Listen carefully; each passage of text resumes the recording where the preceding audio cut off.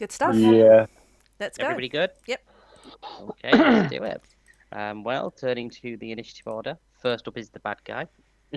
So he's going to take his turn first, assuming Roll20 decides to let me open his character sheet. Does he offer any words of warning or just vitriol, or is he just going to straight up No, I'm murder us? fairly certain that when we ended the last session, we ended it with him going rah ha ha ha and throwing out the bags of bones. So just basically launching straight into combat. So yeah, he's just gonna start off straight out with an attack, I think. Okie dokie.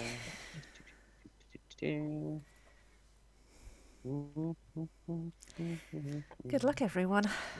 What shall he start with? Good luck. Hazel.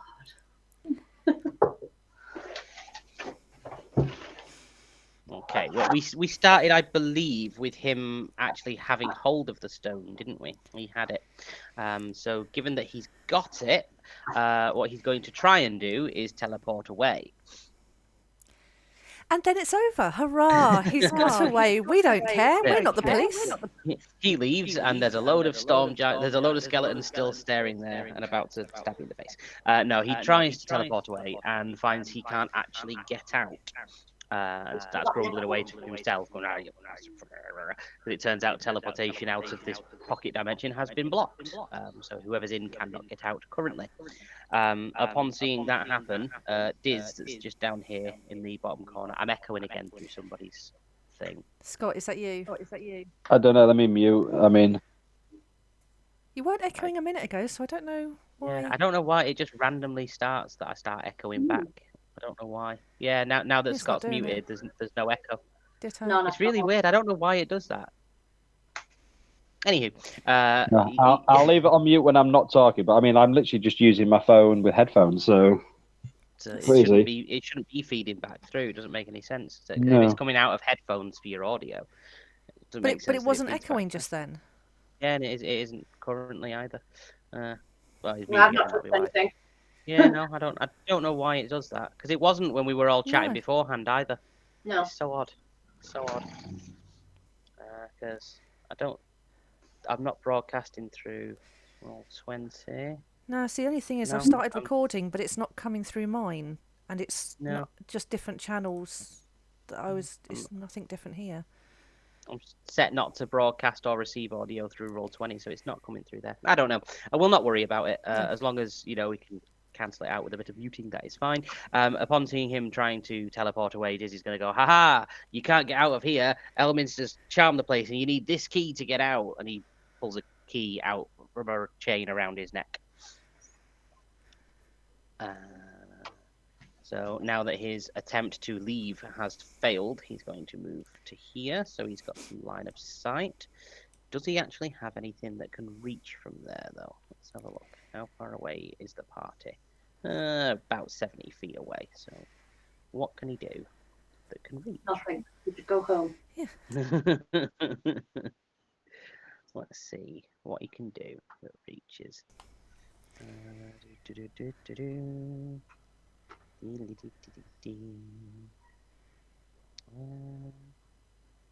Yeah, that's got 120 feet. That reaches.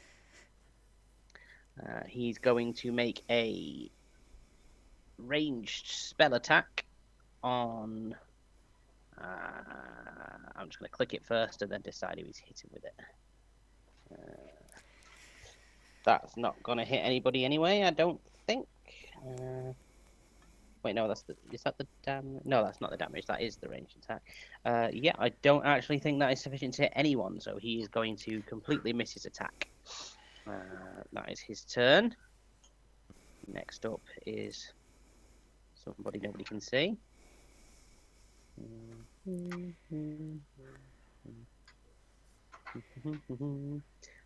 Next up is Riv. Okay. Riv is going to cast her invisibility. And she is going to make her way across the room as far as she can. So I've got 25. Oh, didn't mean to do that. 10, 15, 20, 25. And then I'm going to use... I can dash on, can't I?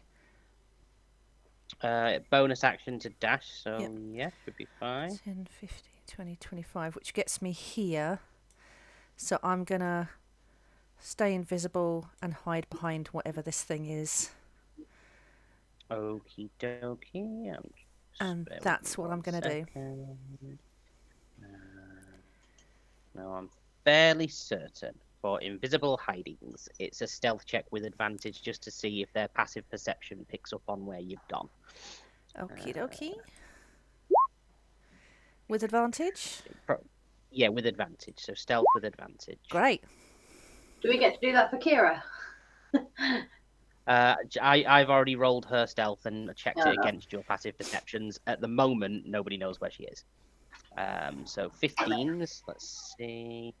The only few that could have seen you. I know the skeletons have got feck all perception, so they're not going to see you. Nope, they've got a 9. Notes that down. Big one has got 14, so he doesn't see you. He almost saw you, but not quite. Passive perception. Kira knows where you are, but that might not matter to you. Depends who a target is, and at the minute you don't know who that is. But surely she's and- friendly. You would think. Pathos doesn't know where you are either, so the only person that currently knows where Riv is Kira. So best hope she's not after you. Okie dokie then. Next up is Henrik. Now I have it under Callum's instruction that for his first turn, he wants to ask Toby to concentrate on trying to get the gem off of Pathos, which I said is fine. And then he said he wants to throw a table at the big dude and then hit it with a chair. Love it. Fantastic. So there's going to be a couple of strength checks. Well, there's going to be a strength check for throwing a table to see if he can throw it far enough for Henrik. And then, so strength. I'm going to call it strength athletics to give him the best chance because he has +7 to that. Yep, that's a good enough check. So I'm going to say he can sufficiently throw the table. It's not as big as it looks in the image, we'll say. What's the damage on a table? All the D6s. Yep. 16 D20. All of them. 2D100s? The Plus more nine. ridiculous these sessions are, the worse the damage is going to get. I think we will call it something +4. 2D10. I think that sounds about fair for a table. Yeah. Holy shit. Holy shit. Now, I rolled that open, so you know I'm not that. Good Great lord. start, isn't it, guys? So 2d10 +4 from his strength bludgeoning damage. So 6 damage, but because it's a skeleton, all bludgeoning damage is doubled. So that is 12 points of bludgeoning damage. And we'll say because it's a table, it'll probably get one of the little dudes at the same time. Let's see here. Yeah, we'll say it hits these at the front here. So 12 to you, and 12 to you.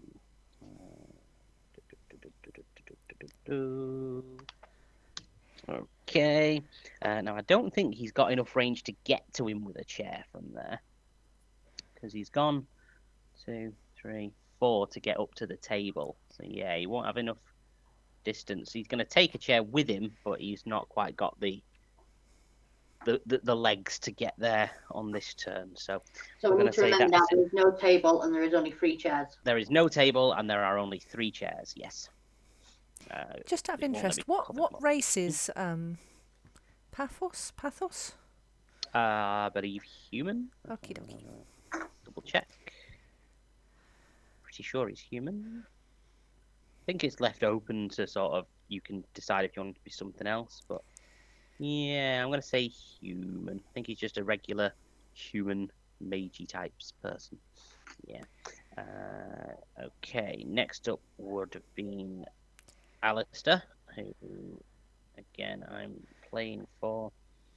He said he wants to stay at range and just sort of provide backup. So we'll move in 1, 2, 3, 4, 5, 6. He gets 7. Did he get 8? I think he gets 8. I think he has 40. Yeah. Yeah. And then he'll want to make some ranged attacks at the big dude. So let's go.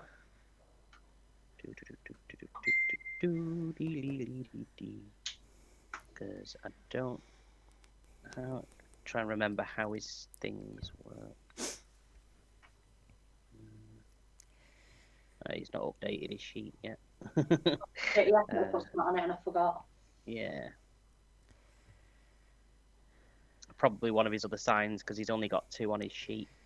The other one's not on there. Oh well. Right. Yeah, not to worry.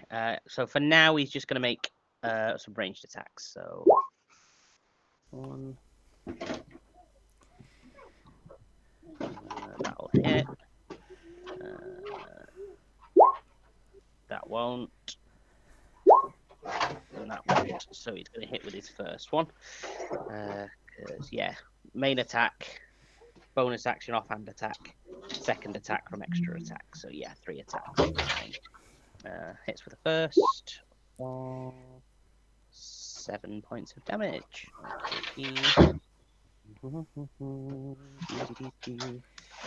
I don't like running the player characters. It's too much for me to do. Hailman would be up next. So, Pathos Bloomblight. I asked you earlier if you could teach me some spells, seeing how powerful you are. Please take me as your apprentice. You can try a persuasion at disadvantage. I certainly will try.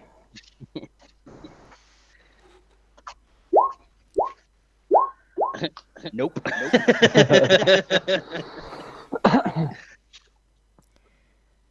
And then seeing that, if he says no,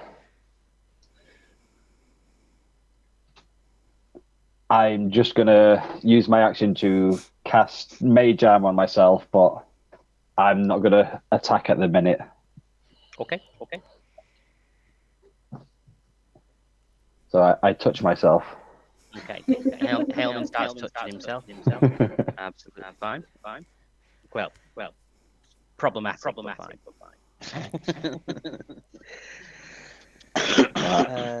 Right. Is that it for Hailman's turn, yeah? Yeah. Hailman is still gonna try and do what he did. Just assume it's in this room somewhere for you. Oh, okay, thank you. You still had a familiar around. Yeah, I sent him up to follow the young lad, so... Yeah, we'll have him up here for now. This, yes. You're following the young So lads cool. and touching yourself. Well, it's not what I meant to go for, but winning character. But you did. So that'll be Hailman's turn done. Oh, next up is the skeletons. All 4 of them. So let's do them. Stupid thing. No, I don't want to do dual screen. Stupid thing. Right. So spread out a little bit to get lines of sight on people.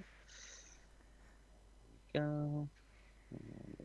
Down there. There we are. Formed a nice defensive barrier.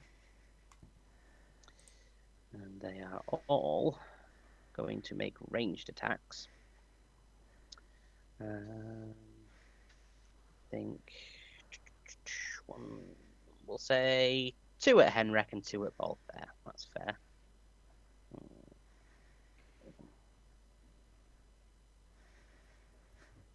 Did that roll 2 or just 1? That rolled 2, good. So 2 at Henrik and then 2 at Bolter. Okay. In fact, I'm gonna start rolling in the open just so everyone knows I'm not fudging. I've just sent you a picture of what his empowered Yarden trap does, because that's the one that he messaged saying he wanted to use. Right. Okay. Yeah, that's fine. No worries. And I've not put it on his sheet yet, but Yeah, that's fine. I'm sure he just said Yarden. Roll20's being a bum. Oh, it's not that one. Ignore that. This one. Okay, never whisper. There we go. Right, so it should roll the damage in the open for these now. So it's going to be 2 hitting Henrik, 1 hitting Voltaire. So 1, 2, and 1. So 5, 8, and 5. So that's 13 to Henrik. So drops him to 39, and 5 to Voltaire. There we go. That's their turn. Fuego is up next. I'll put this one out for a minute. I want to turn to this geezer, but as I say, you need to give me that key. If you don't hand over that key, he's going to come for you. You can, try persuasion. Not a disadvantage, just a regular persuasion, just because. Yeah, only a 12. Yeah, I can't give you the key. My master told me not to let go of it and, to protect it with my life. Can you fight? No. Then you better get the hell out of here then. And then I want to turn to Riv, who is Visible. 50 feet away from me. But I'm trying my luck anyway. I don't need to see it. I'm just going to sit there. It's like, you can do this. And that gives you a bardic inspiration. Cool. Just shouting out into the distance, Riv, you can do it. So we got this. So have some inspiration. Cool. And then I have an action still, don't I? So for my action, Talked bonus. Yep, yeah, you've told it your action. I would like to cast spiritual weapon. It's distance is furthered because I'm using my what's the word? Sorcery point. That's it for distance spell. So its distance is doubled. So it can go up to 120 feet. That is a That's bonus sweet. action. Yeah. You used your bonus action to give Riv bardic inspiration. Or is that not the attack? I thought the bonus action was moving it. It's at casting time, 1 bonus action. Right. No, my apologies. Then we'll save that for next time. I thought it says as a bonus action on your turn, you can move the weapon. So I thought you had to cast it as 1, and then your bonus action was moving it. No, to actually cast the spell is a bonus action, and then on your turn you can use your bonus action to move it on subsequent turns. But the casting time is 1 bonus action. Yeah, no, that's fine. In that case, I'll just try and hit the skeleton bob with my crossbow. This one here. Oh shit! I'm trying to press that little skeleton there on the left. Yeah. Yeah, that'll hit. That'll hit. 11. Okie dokie. 11. This skeleton is not looking the best. He did get hit with quite a large table. Is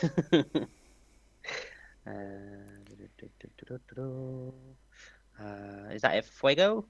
Yes, sorry, I'm just sending you Alistair's thing. Yeah, no worries. Well, unfortunately, I'm very sorry to say, next up is the big giant.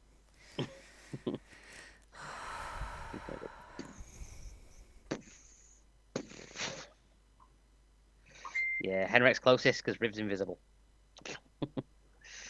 Oh, poor Henrik. Let's hope he doesn't die. Where's the big dude? He has got that new amulet attack thing, hasn't he? Just gives him more constitution. I don't think I gave him any AC. It ups his AC a little, but his AC, I think, is now 14. Same until as he me. gets. Yeah. And, I mean, I am very, very sorry to tell you all that this guy has plus 14 to hit. So unless he gets a 1, he can't physically miss. And Henrik's not raging yet, is he? Nope.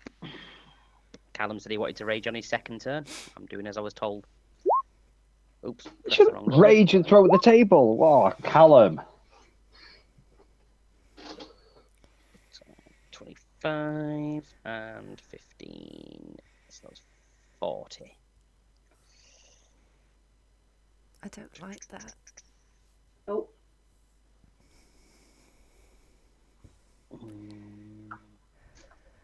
I'm going to pretend he raged on his last turn. Because otherwise he's dead already. So yeah, Callum definitely Thank raged on his you. last turn. Otherwise he's dead. And it's way too quick for somebody to be dead already. Oh, Jesus Christ. Dear. But that's all the giant can do. That's his turn over. You've got everybody else's go now. And it's actually Toby. Toby gets to go next. So, woohoo! Okay, Toby is going to go and try and take the gem off of Pathos. Let me just pop Toby on the map. Okay. So I'm going to make it a contest of strength just to see if he can pull it off of him. Both of their strengths isn't particularly good, so we'll see what happens. Toby rolled well.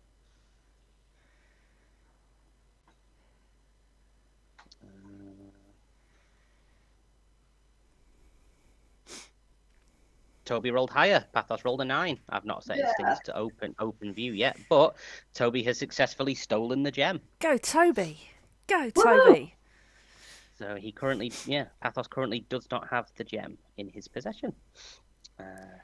Nice one, Toby. Let's change that from Whisper. Let me go. Okay. Right, so yeah, he's going to steal it and then bugger off and go invisible again because Toby's awesome and he can do that. I love Toby. He's more of an NPC than he is a familiar. Pathos would be up next. Giant's in the way. He's going to go and see if he can find wherever Toby went to. He's going to go and have a look over here. Stealth versus perception.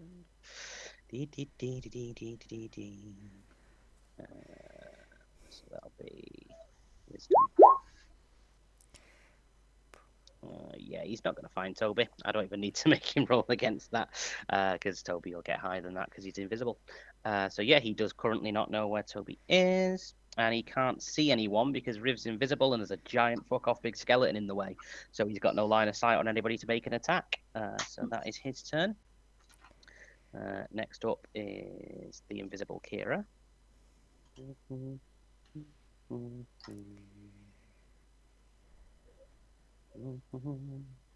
Let's roll stealth for her, see if anybody has sussed out where she is yet.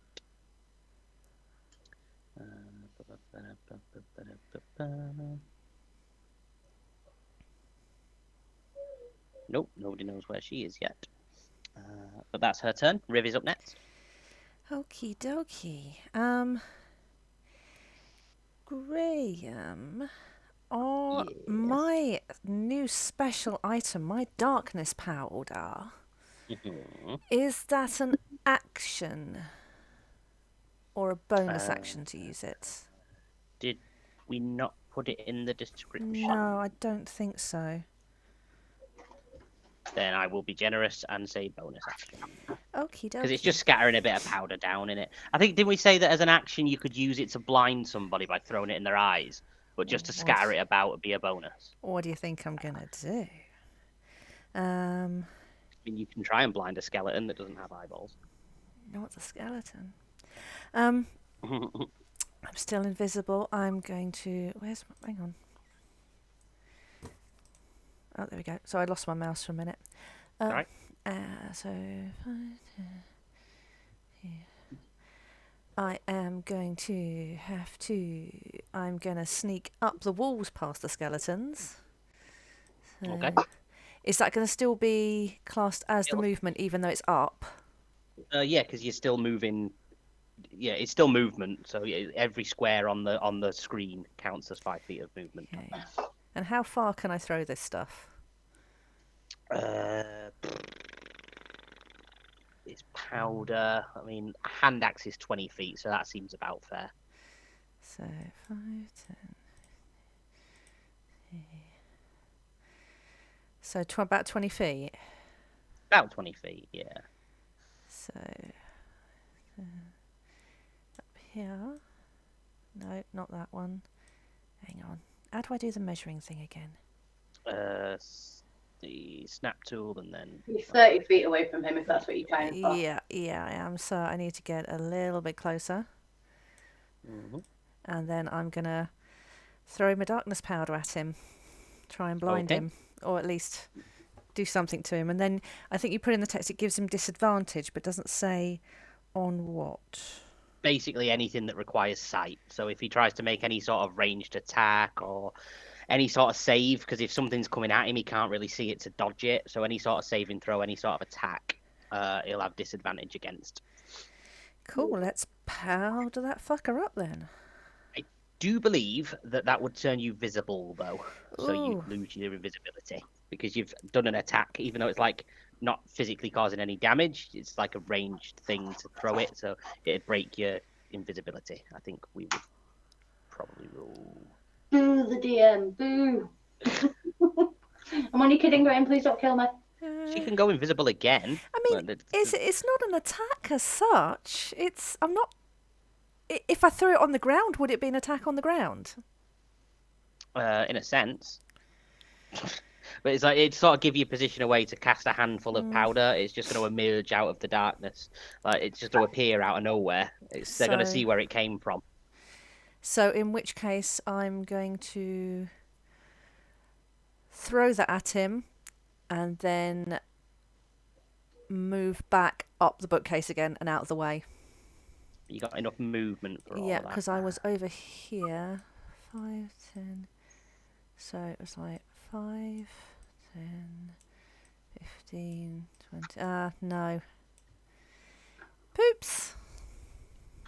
Oh, fuck it. I'll do it anyway. Yeah, it's not necessarily a...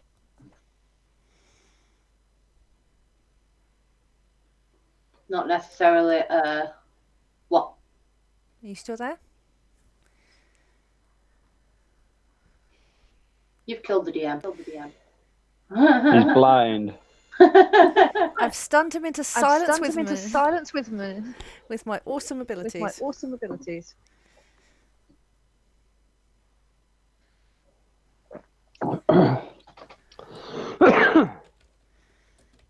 It's gone. He's back again. Closing itself. I don't know why. Yeah, I was going to say, all the skeletons in your direction, and he would have seen you, but then was instantly blinded by dark powder. So currently, he won't exactly know where you are. You're just not invisible anymore.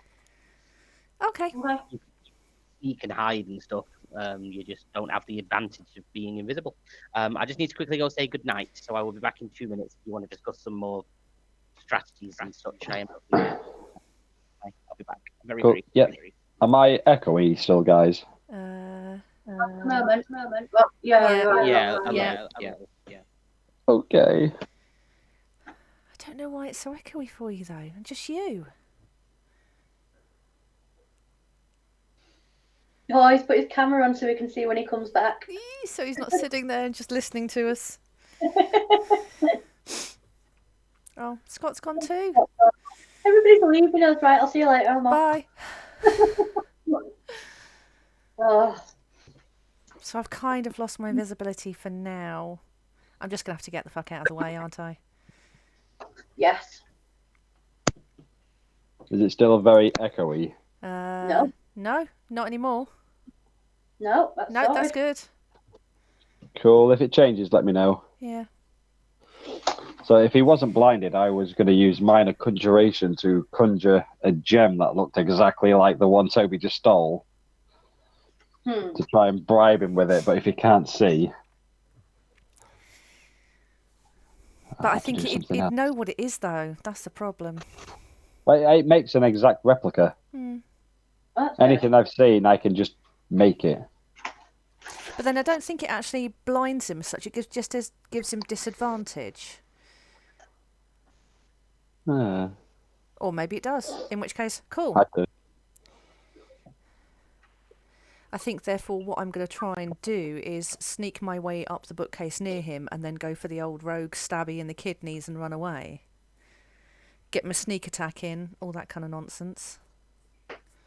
Because I reckon if we can drop him, that's the key. Hopefully. And he will have a lot less HP. The giant storm giant skeleton. I feel a bit exposed over here on my own, but I thought if at least I try and climb up, he's blinded, he won't be expected me to be high. No.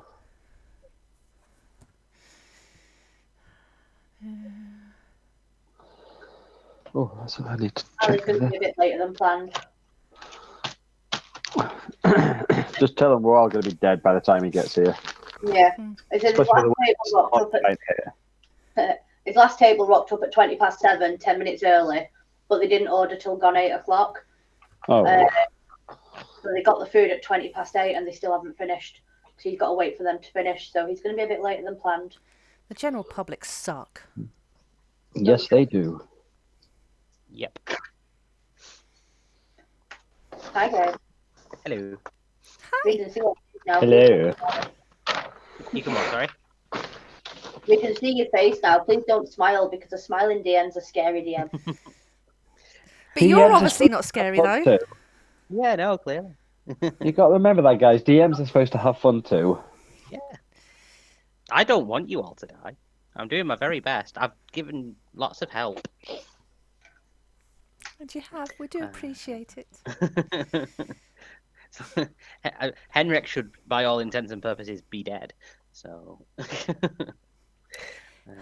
Not full dead, just knocked out. Or unconscious dead. Yeah. I just didn't know how hard he hit if he took his HP twice. Pretty hard, but yeah, not that hard. He hit him for 40 points of damage and he had 39 HP left. Yeah. While you're away, Scott also rejoined and is no longer echoing.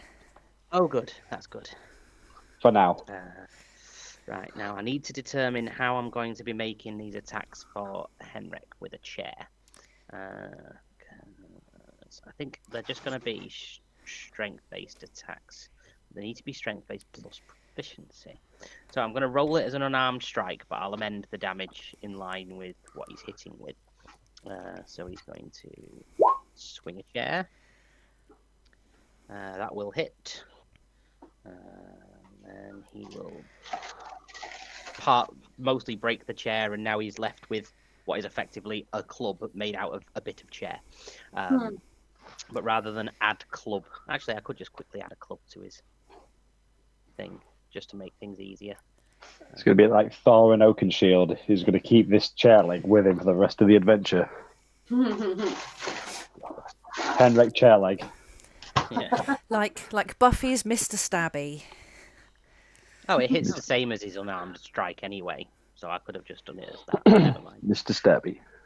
So 1 attack and 2 attack. Both of those hit because it doesn't have much AC.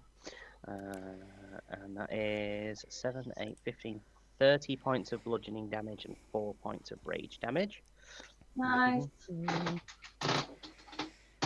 This skeleton is suddenly not as scary as I thought it was going to be. I'm not going to lie. Go, Henrik. That is not a small amount of damage. There we go. What's that? Both there would be next.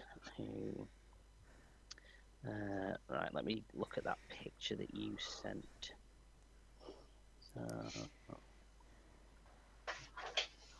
As a bonus action, place a magic trap on the ground. 5-foot range, so he has to be close enough to place it. You're on the second picture I sent you out. You're not the first one. Yeah, I'm on the second one, yeah. Fast movement speed. Empowered. 25-foot radius. Analyze. Wisdom save. If they fail, -1 to AC. Can no longer use a reaction. Okay, right. That's easy enough to understand. So he does have to get close enough to actually use it. So he is going to have to get within 5 feet of it. So there. To pop it down. So bonus action, he's going to pop that down on the floor in an empowered version. So he needs to get the tokens. 25-foot radius, it said, didn't it? Yep. Radius of 25 feet. So he's going to put it, we'll say here, just directly over the thing or under him. Just That's like so right away cool. there. So that covers 2 of the skeleton. Well, the big skeleton and a little skeleton. So they both need to make wisdom saves. Their wisdom sucks, so they're probably definitely going to fail. Wisdom save. Maybe not. Need to double check his sign save DC. Just move that to map layer like that. Sign save is 13, so yeah, the skeleton passes. And what does the big one get? Let's find out. Wisdom save. Fails. So the big guy fails the save. That's absolutely fine. And then I'm going to assume that he will, using his actual action, make an attack, since he's now... Actually, no, I know exactly what he'll do. He will back off, because having cast the sign successfully, it loses its reaction, so can't take an attack of opportunity. Because he said he wanted to stay at range, and then he'll make ranged attacks. 2 ranged attacks. There we go. It's complicated trying to do good guy and bad guy stuff, because I'm like, right, kill it. Then I'm like, wait, if I kill it too fast, I don't get any more goes. Oh, Oof. what? Oof. There's 8 points of fire damage. Oh, poor Henrik.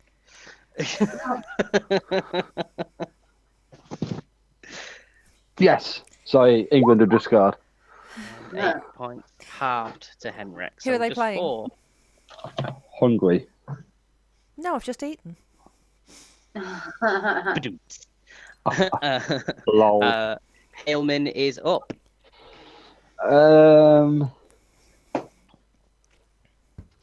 So If it helps at all, the big guy is about a quarter dead, 1/3 dead. How's he looking? About 1/3 dead. A third of his body is just... Yeah, he's lost a shin bone. So I'll step to there. Using The trap my won't move. affect you, so you can go in that as much as you like. Just FYI's. Yeah, oh, thank you. And there's no attacks of opportunity in there either for them. Actually, no. Just for the big one. Quick question. As a cook, would Haleman carry things like a bit of flour or anything with him, do you think? Or, as I've not asked to pick any up yet? I would probably... because you left all of your weapons, I doubt you'd have bought a pocket full of flour with you. No, I'm just thinking, because... Not making a flour bomb, if that's it. Well, we don't have the chefs here to ask if they carry a pocket full of flour with them at all times. exactly. I think 25 feet, so I can only get to there anyway. Would I be able to use Burning Hands and not catch Henrik in it from that angle? Is it a cone? It is a cone, 15-foot cone. Does it say whether it originates from you or... From my hands. So from your hands, so directly from you outwards. Yes, but cone. I'm guessing I could angle it. If we do it as a corner cone, then I would say probably 15-foot corner cone. I'll just pop it in here. From your hands, like you angled it there. You just sort of catching him with the edge of a 15-foot cone. Even if I try it with a corner up 15 feet cone, it only really covers 2 squares. I'll just pop that on there because, like, if you do it with an up cone, you're catching it with like one corner of it, but you'd also catch Henrek. Because I mean that one with it being like, because it doesn't, if you do it that way, it's sort of, you're only just catching it. You're not getting it full in the blast, like that. Like that would be like full damage. Because what we were saying, or what I was saying about angling spells, you can do it, by all means. But it's like if you're just catching him with the edge of it, it'll do probably half as much damage. No problem. So what I will do instead is from there, I'm just gonna throw a firebolt at the big guy at the moment. Cool. Is that 2d10 for you now? Is it? It is, yes. So that's a 21. Hit. Oh my god. 2 and a 3. 3. Okie dokie. But then also I'm just going to get Aldeon to move. He has 20 feet, so he's just going to start moving his way towards Riv if he can. I'll telepathically tell him to. So all along the wall or along the floor or? Along the wall, please. So if he goes up here 1, then 2, 3, 4, like that, and he's just sort of on the windowsill, basically. Yeah. At the moment. Okie dokie. And that will... Yeah, I will use my speaking action now. I'll just be like, Henrik, be careful. Okay. Skeletons are up next. No line of sight there. Ali's on his way back, so I'm just getting him set up on Roll20 ready. No worries. Don't get excited when he pops up thinking he's here. No, that's fine. We could have done 20 points of damage each, me and Callum, and we'd done between us 7. These things happen. They do. 1, 2, 3, 4, 5, 6. 1, 2.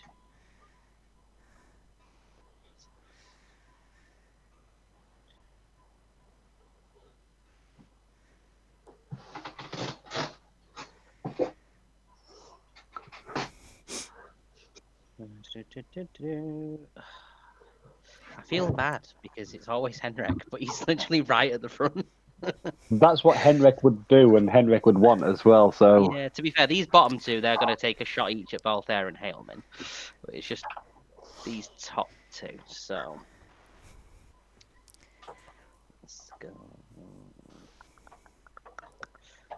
Their character sheet up. So we've got...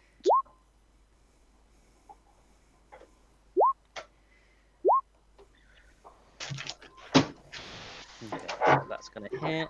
That's going to hit. That's going to miss, actually. So, oh wait, no. What's Hailman's AC with his mage armor? 15. 15. It's because the bottom one was the short bow attack for Hailman. So I went Henrik, Baltair, Hailman, but the short sword should have come underneath the short bow because it was the 3 ranged and then the physical, but it's for some reason come through in a weird order.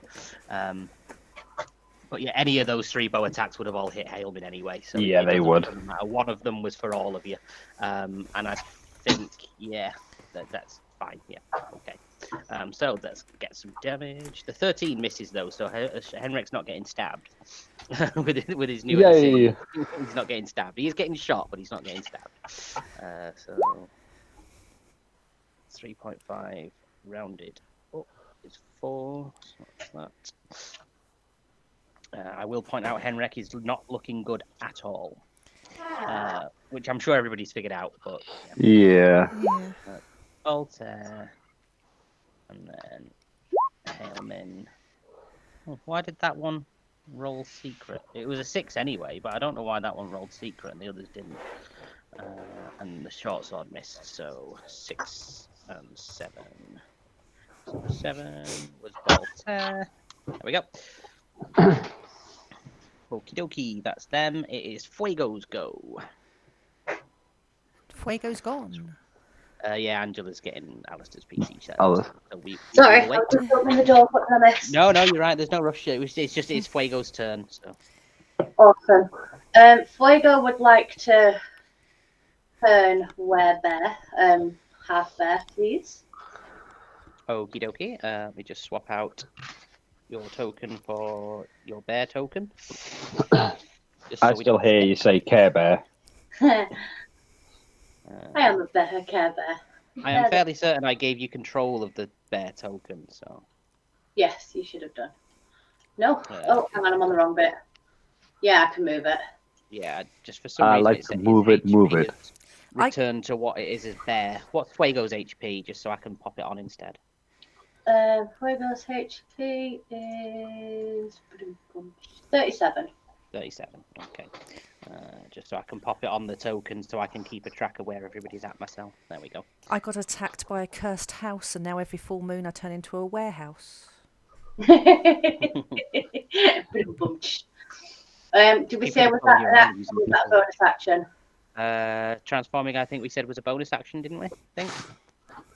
Okie dokie. So, in that case, I will just. Oh shit! I'm just gonna cast Firebolt at these. Let me put my sheet.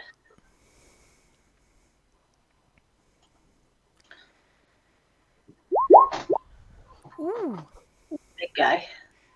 Okie dokie. 10. Okie dokie.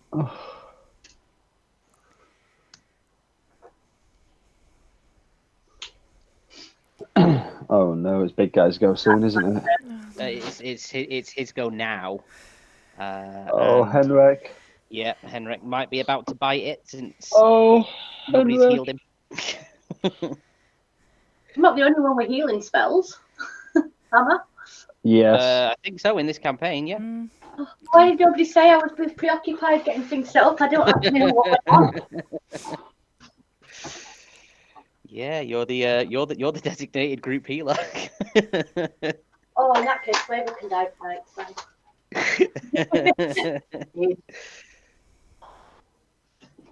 Shit.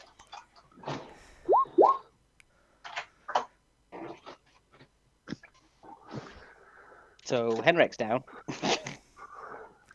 Unconscious down?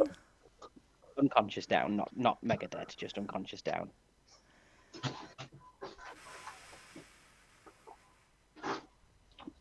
Sorry, Scott. It's okay. It's okay. You're the closest. But your AC is more than Henrik, so in theory he could miss. Yeah, Probably if he wasn't. won't. But in theory, 2. yeah. Or 1 even.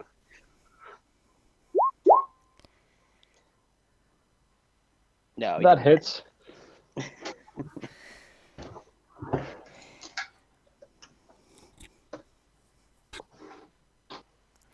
That's his turn, though.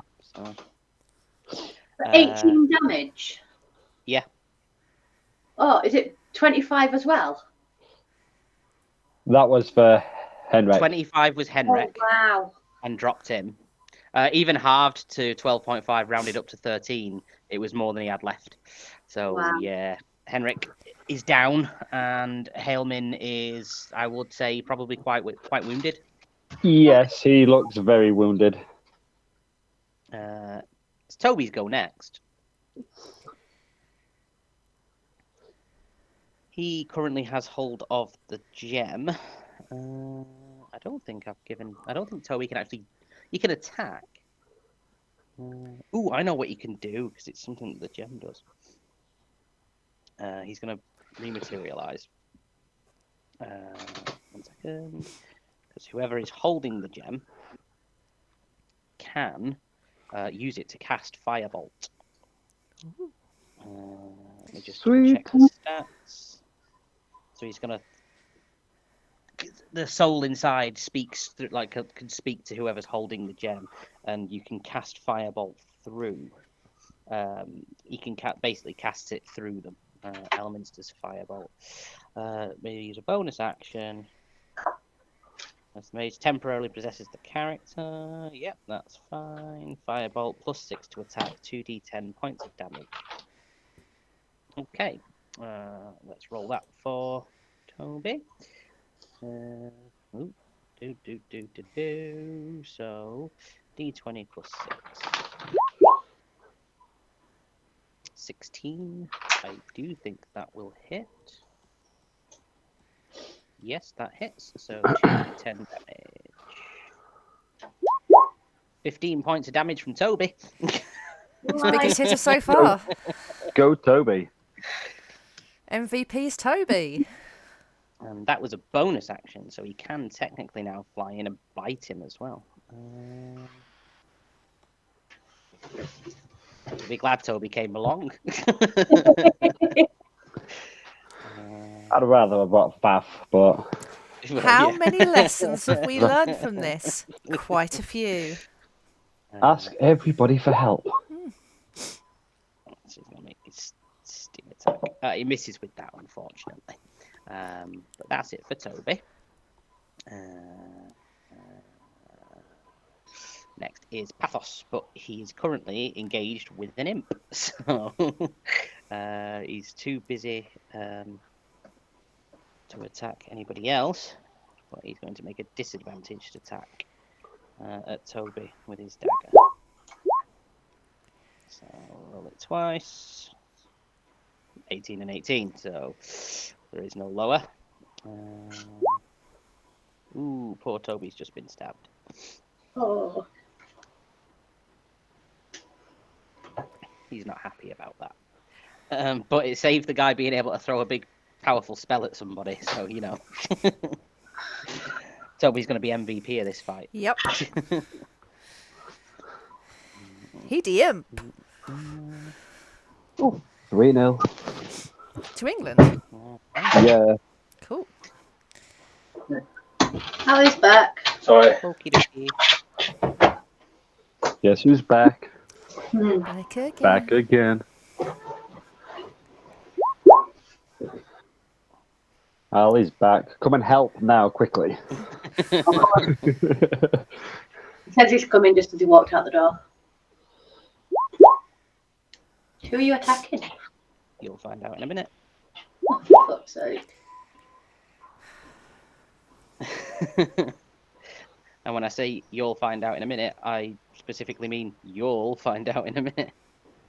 As Kira appears behind Fuego and sneak attacks him for 12 points of damage. What? Is that halved? Yes. Okay. So it's only 6 points of damage, is it? Or is it 12? No, 12 halved to 6, so 6, yeah. Right, yeah, that's fine. I was just checking. Yep. Because Okay. I rolled to see which of the 5 of you she was after, and it rolled for Fuego, unfortunately. So, there was a 1 in 5 chance it could have been any of you. Be thankful it wasn't Henrik. God. Yeah, it could have literally been any one of you. Okay. Then she's going to bonus action disengage and run back over here.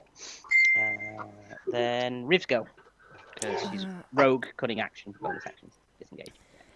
So I am going to see that Pathos is engaged with Toby, silently cheering on Toby. I am going to 5, 10, 15. I am going sneak up, and I'm gonna sneak attack, dagger at him. Okay. Because I did bring my dagger. Yep. So come on, little stabby. Fuck. Is not enough. So I'm going to use my bonus action because I took 15 to 20, 25. Climb up the wall, out of his way. Okie dokie. Henrik is next, so that's going to be a death save for Henrik. No. What the fuck have I just made? If you're just joining us, Hi, you Ali. missed a lot. Joining us, Henrik is dying. Yeah. Oh no! Henrik is dying. Oh God, I really hope Callum. I don't want to kill him, and if he's not here, it's He's like on. just He's on the comes back in, way. all right, guys, what have I missed? You died, mate. Sorry. Oh God, somebody save Henrik. Yeah. It's Voltaire's turn next. Oh fuck! Don't do this to me. Sorry, but you come back at this. The big purple bit in the middle is where you place the trap. Oh, that's my trap. Yeah. That's fine. Fuck. I couldn't have put it any better myself. You've used one empowered rune. That's all you've used out of your stuff at the minute. That's fine. Henrik's down. Hillman's looking pretty bad. Toby's doing all right with Pavos. I've blinded him, so he has disadvantage. Say again. Oh, you blinded him, so he's disadvantaged. Pavos, Yeah. Okay. What's my movement? 40. I'm going to take on. Going to move there and take on that guy with. Gonna love this being prepared stuff. just in from work. Shit, what am I doing? Pretty much. Oh, for fuck's sake. Go back Is to that the work. second nat one that? Yeah, About, but thankfully Henrik's currently unconscious, so you can't shoot him again. Okay, I'm just going to use the rest of what I believe is the rest of my movement to go round the back of him. I can do that, yeah? Yeah, screw it, why not? I should use the. Yeah, screw it, why not? We've reached that point of the fight. It's at the point now where it's like I'll be generous. That hit with my extra attack. That's fine. That's yeah, better. No problem. Did you not want to take your bonus action with your offhand before you moved over to use that? Can I do that? Yeah, when you fire your main hand, you can use a bonus action to fire the offhand one. Yeah, so unless you wanted to use a different bonus action this turn. No, I want to. You've already. Just pretend that you shot your thing twice before you came and stabbed. So do another ranged attack just to see if you would have hit. Don't include the plus. No, that's fine. Ooh. Yeah. Right, so you shot it with your offhand, so you only minus a 3 off of this. So yeah, whatever the damage is, we take off the bonus. Yeah, that's fine. So whatever the dice roll is, so 2d6 was a 4 and a 1, so 5, and then 2d6 9, so 5 and 9, so 14 for that one. Yeah. Yes. Okay, that offhand attack would have killed it. So your sword attack can be against a big one, the big one if you want. We'll say you got close enough to stab that dude. Oh, yeah, we'll go for it. Or you can just use your extra attack and shoot him. Oh, I thought it would be too close for that. No, there's a just because of his size, but you've got about 5 foot away. You've got enough space, I would say, just over 5 feet. But you've missed him, but it was worth a shot. Exactly. Oh, right, I can get my bearings now. Yeah, now you can chill for a bit while everybody else does theirs. It's Hailman's turn. Oh. Is that it? So I'm going to use the first 5 feet of my movement to get there. Mm-hmm. Then I'm going to put my thumbs together in front of this big monstrosity and cast Burning Hands. Hopefully miss Henrik is what I'm trying to do here, but I should be close enough to get him. From that range, yeah, you can. You're basically going to grab hold of the dude's legs and just set him on fire. Yeah, no, that's fine. Yeah, that's the plan. Let me see. Where is it?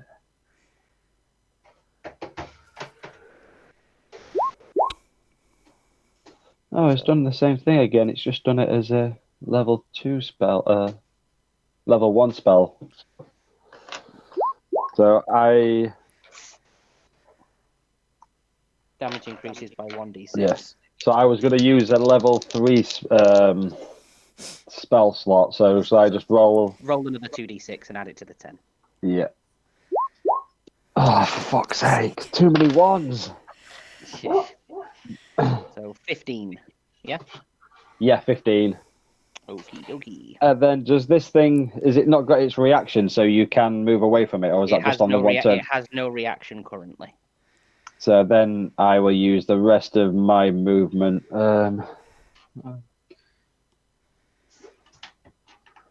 I don't know, because Henrik's there. Hailman wouldn't want him to hit Henrik while Henrik's down, so... He's not going to go for Henrik while Henrik's down. He's going to be going for anybody ambulatory, so either you or Voltaire that are currently stood closest. So Hailman is going to take a few steps back then.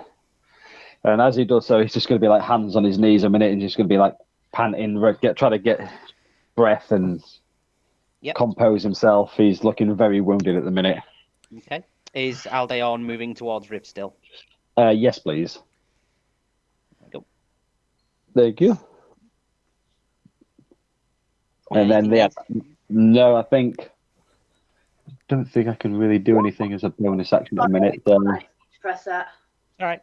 Damn it. That would have been a good one. I know. So yeah, that'll be Hailman's turn done.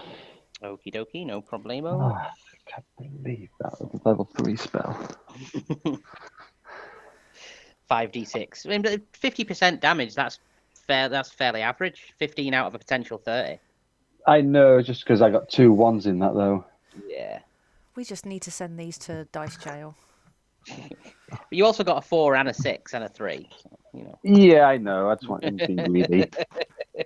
Henrik's down. I want higher. Okay. These guys are going to continue chasing after you. Cool. He's going to move in here. Okay, so we've got 1 short sword, 2 short bows.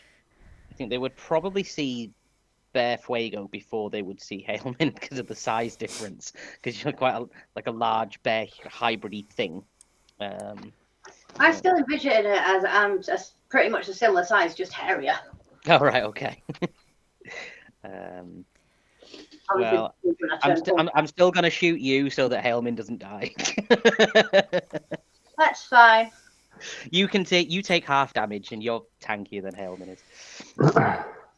So I'm going to run away from themselves. Holy shit. It's three different things attacking. It's not 3 attacks for 1. Yeah, no. So 4 and 8. So 12 half to 6 again for Fuego. And 7 for Balthair. Okay. Just for my knowledge, did we have a rest before we died on the boat? Everyone was full everything when they came into this fight. That's fine. Okay. Fuego would be now. Are you changing his stats on the thing? I've amended the token for. Right. Yeah, I was just about to do it, and then I saw it jump down. Yeah, it's just so I can keep a track of where everybody's at. I suppose Fuego better run away. Well, he can't spare the dying because that ain't going to happen. He's too far away. So he will man up for Hailman. Level 2. So it's 9 for Hailman. Thank you very much. And then so that's my bonus action again. So I will firebolt at it's not Vath, is it? It's fucking Kira. Mm-hmm. And then I can use my movement to get to there. Okie dokie. That's it. Okay.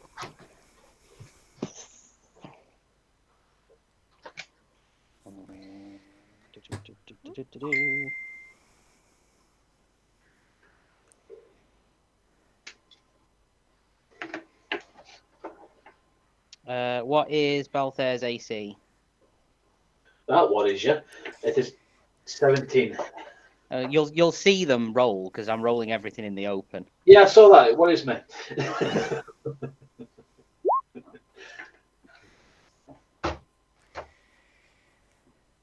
So 24 plus 21, 45 points of damage.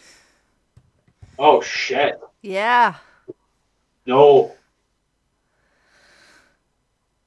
Balthair No. is also down. I'm nearly perma. Fuck. I need to get the calculator out for this. Well, I'll go back to work. What was that? 45, did you say? Yeah. That's not as bad as I thought. You've only been here 5 minutes. Imagine having to live through the whole battle so far. Turned up, nat one, and then died. Great session.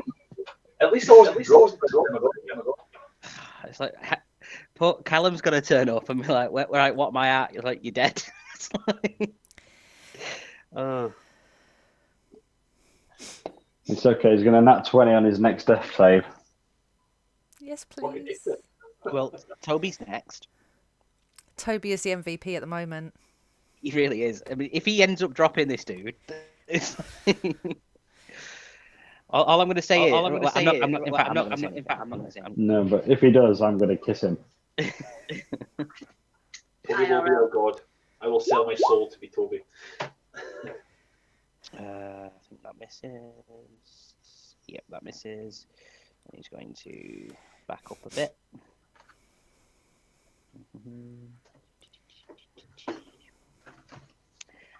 Then it was +6. Firebolt misses. So it was Toby's firebolt that missed. So unfortunately, Toby didn't manage to land a hit that turn. It's his go. He's still blind. Can't really see anything. What is he going to do on his turn? What can he do on his turn? He can't run away. He's going to back everybody off, tell them all to go away, and cook us some dinner. Make us a sandwich.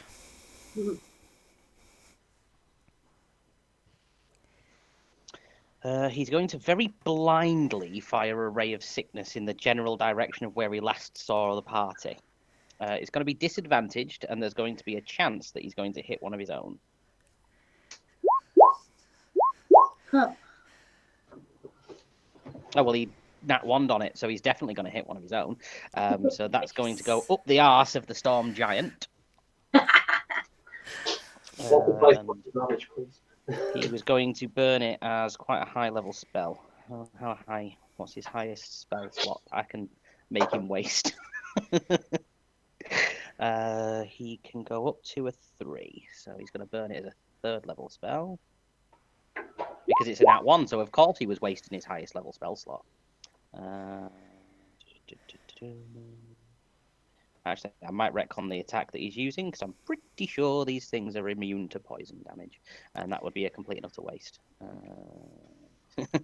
I take back everything I said, Graham. You are wonderful. I misread. I thought that it was necrotic, not poison, because they're not immune to necrotic. Instead, he's going to cast Shatter. How does Shatter work? So what damage does that do? Thunder. Oh my! It's like he's specs to not be able to damage these things. 1 sec. Bear with me. Bear with. Oh, Scott, I think you're echoing again.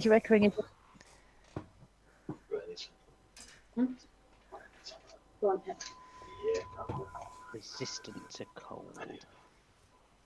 Right, necrotic. They can take necrotic damage. Okay. So what can he do that's necrotic damage? I think it's just chill touch.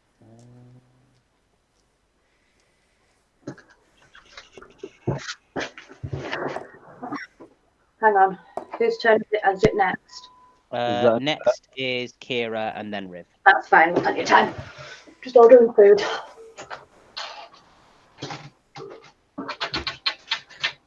Right, I know what he's going to do now.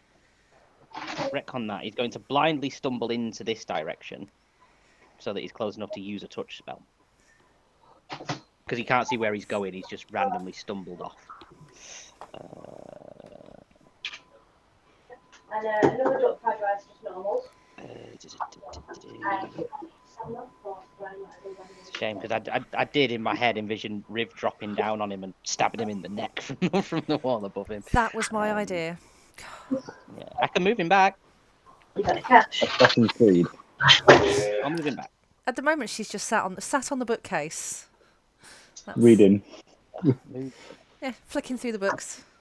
Change your plans. Change your plans, everybody.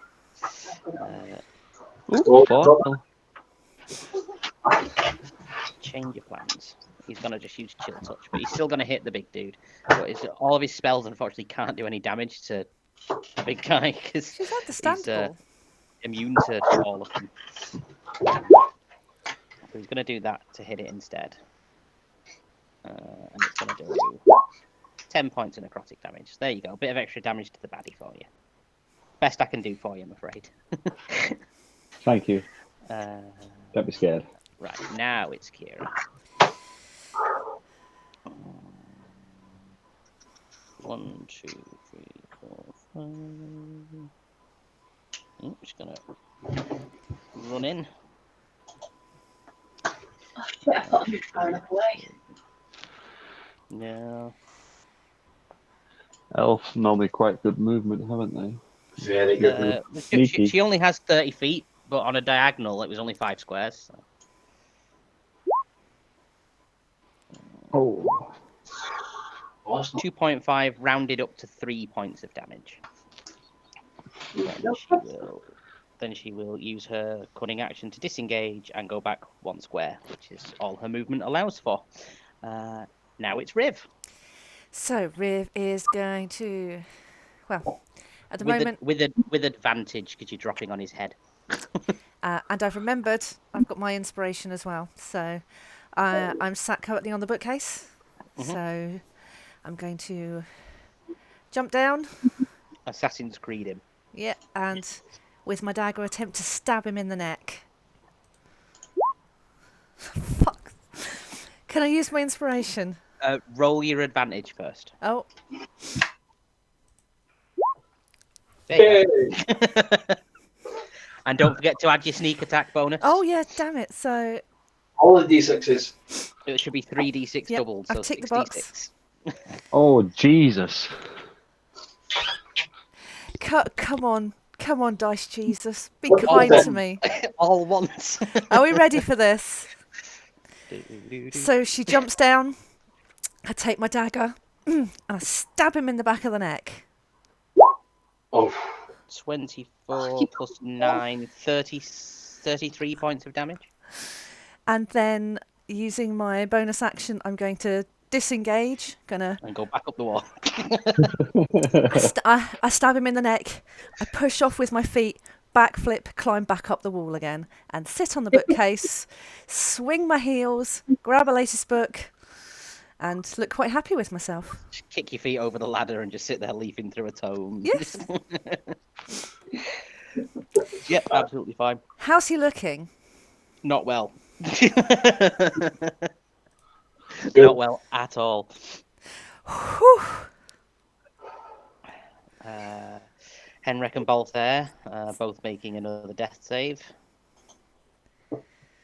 Oh yeah, I don't like this bit. Yeah.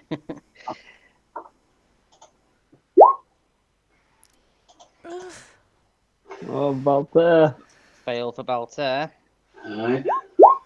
That's a fail for Henrik. Oh, days. And he's just coming online. Oh, God. Don't tell him, don't bother. Yeah. You got a character sheet. Oh, God.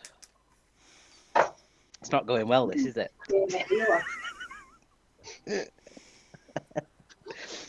Oh, we'll wait for Callum to join in. I'm just going to take a quick comfort break then. If anybody wants to quickly grab a drink while we wait for Callum to load in, because when he loads in, he'll want filling in on what's happened and everything. I'm just going to go cry in the corner for 5 minutes. Is that Henrik dead? Not permanently dead, no. He's got one more death save attempt. Nearly. Oh well. Oh well, we all know what it's going to be. Spare the dying to touch as well. I was dreading the double. In that one then. It's, well, I don't rule a nat one as a double death. Oh, that's good. I'll get once I get a bit. Not if it results in death. Only if it's your first. Alright, if you don't have any sauce. Wow. If I don't. Clearly I do.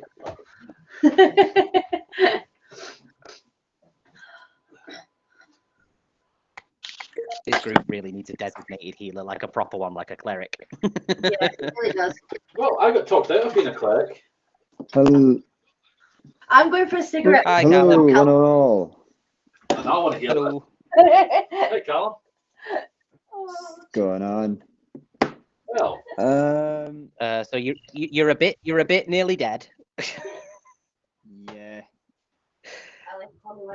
Yeah, I feel you're like at 2 there's- failed there's- death saves, Callum. Oh, Jesus. What have you done, my beautiful boy? I mean, if it helps at all, he got to do everything you wanted him to do. He threw a table, he hit him with a chair, and then he got killed in one hit. fuck off. He get killed in one hit. Well, two hits, 1 turn, because he makes well, to be fair, I gave you an extra turn by pretending you'd raged on a previous turn, because you would have gone down on his first go. Yeah, Henrik's not doing so good. Don't worry, Callum. Henrik, Voltaire's not doing any better. Yeah, but Voltaire is also unconscious and making death saves, which I got I one think So, I think Henrik would think it serves him right since he did nat 1 and shoot you in the arse. motherfucker.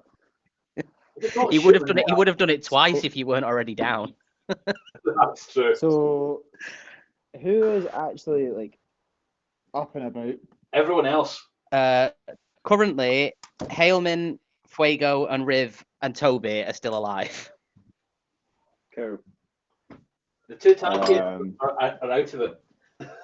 Yeah, I was literally just about to say, like, literally, the 2 tanks that was main mission was to try and fight people are down. Saying that, when you've got a plus whatever to hit, that Storm Giant's mental. Yeah, I probably should have reduced his to hit bonus. I reduced his damage massively, but I probably should have reduced his to hit bonus as well, so that he Oh, Hey, yeah. Callum. Hey, You know, I thought it was easier with a plot armor and all Cat's that. having a cider. Yeah. It's been that day, and as soon as I've run out of this, I'm back on the coke. Cheers to you, Cat. Cheers. To you. Cheers all, one and all. And yeah, Oh, okay. I'm getting a drinking guys. Are they 3 still skeletons? 2 skeletons down here, 1 skeleton there. 1 skeleton's dead. Is that the one next to Baltier? No, he's alive. I deleted the one that died because he's just going to crumble into bone on the floor. So there's Oh. one dead crumbled skeleton on the floor. Sweet. Okay. Right. Kira's trying to kill Fuego. Mother. It's fine. It's fine. It's fine. I've got backup characters if need be. I just don't know how you're going to work out the back. Like, see the group of characters we If might it have. TPKs, I'm going to have to write a new story. Pretty much. Which I don't want to do because that's an arse ache. So Oh no! I'm really hoping the TPK doesn't happen. You say that as you put us against a massive storm giant skeleton. Done my very, very best to help. He really has. No, I believe you. Trust me, I believe you. Right.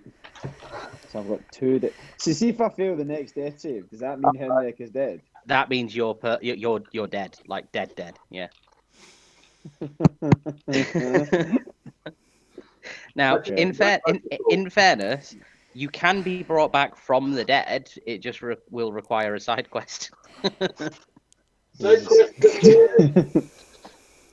Oh, We needed a side quest to go and get James fixed as well. Yeah. Are we actually on the main quest at all yet, Graham? No. So that's the team name, side quest. Side quest. DSV. There's so many sessions before the actual main quest. No. But the closest we've come to the main quest is the fact that you found where the sword is. That's about it. And even then, that's not really the main quest. That's like Oh yeah, there was a subplot. sword, wasn't there? Remember, this is why we're doing this, baby. We're doing this for a sword.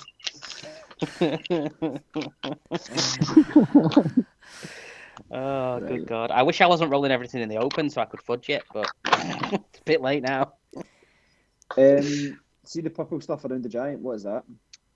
Nothing that you need to concern yourself with.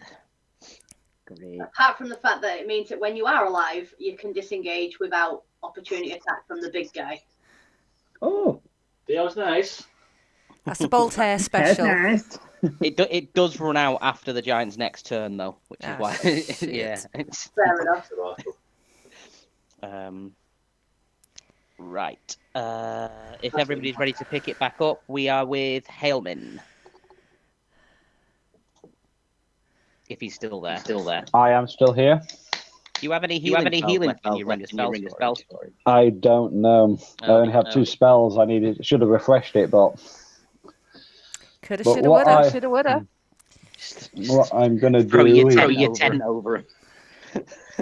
I'm going to take 2 steps move 10 feet forward next to Henrik, and I am going to try and stabilize him with a medicine if I can check.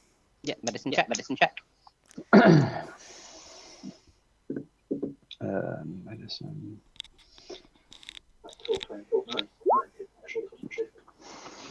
Okay.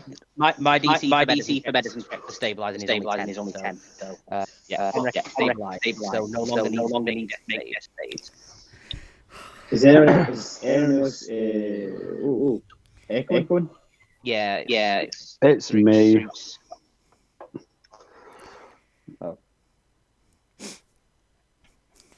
You don't need to leave.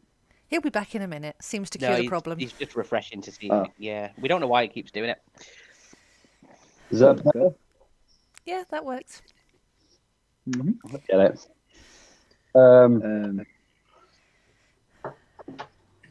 Then I'm going to step back. So stabilised now, does that mean I don't need to do death saves or? You don't need to make a death save, but you are just unconscious on your turn, so you can't do anything, but you're not bleeding to death anymore. Oh, thank fuck. For now. Actually, because I haven't done it yet, and I've been hit a few times, I am going to cast Misty Step to get me to about there. Yeah. And then use the rest of my movement to get closer to Pathos. Pathos the jerk.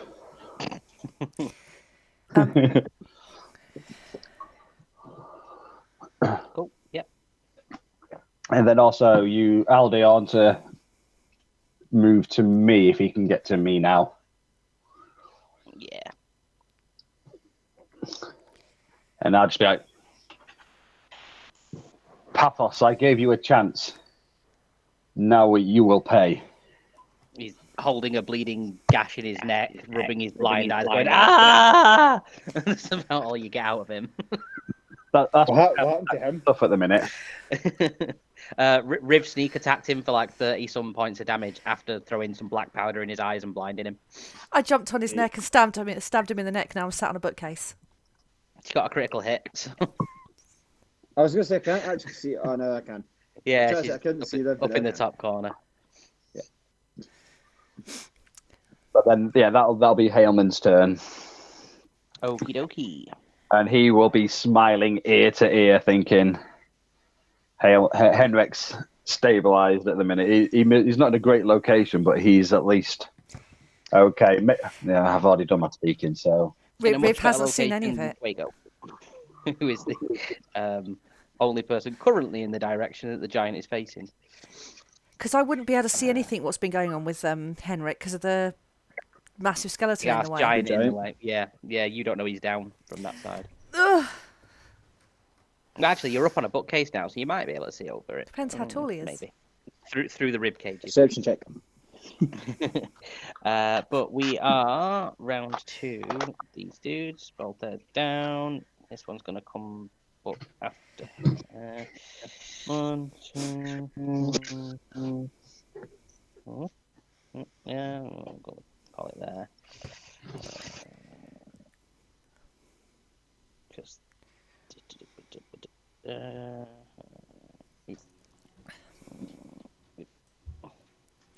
No. The whole gang's back together. Hey! Guess who's not coming back to life? What's going down? So, James, let's play Guess Who's Dead? So I'm going to just introduce my new character just now.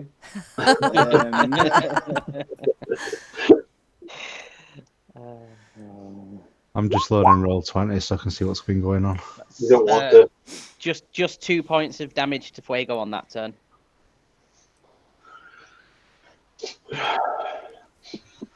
Okay. And it's Fuego up next. Well, I was going to help you come back to life, but it ain't going to happen now, is it? There was nowhere else for them to go. So Fuego, Hellman, and River, the only 3 up. Currently, Yep. yes. Who's See, the guy in the corner? Visible. Do I still take an attack of opportunity when I leave the combat thing because they can't see me? Depends if they can tell where you've gone. So it'd depend on a stealth versus their passive perception. Have you got good passive perception? Their passive perception is 9. So as long as you roll a stealth check higher than a 9, they wouldn't be able to take a swing at you. Right, so I'm doing my invisibility. Mhm. Complete waste of a spell slot, but hey. Just move that down to 2. And then I'm going to try 1, 2, 3, 4, 5, 10, 15, 25, 6 to there. Yep. Did they see me? Roll a stealth. Please don't see me.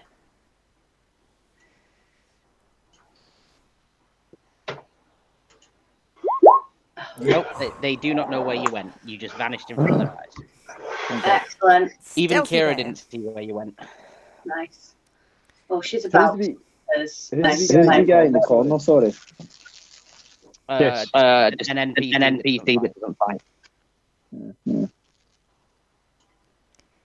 So Henrik is not stabilized, Henrik is stable, yeah. and Balter's not had to do any death I've saves had yet. to do 1 death save. He's had Which to- Right, I'm going Henrik to. was at 2 death saves. Yeah. Yep. Well, it completely fucks up my invisibility, but I will cast Healing Word on Henrik. Riv's still at full health.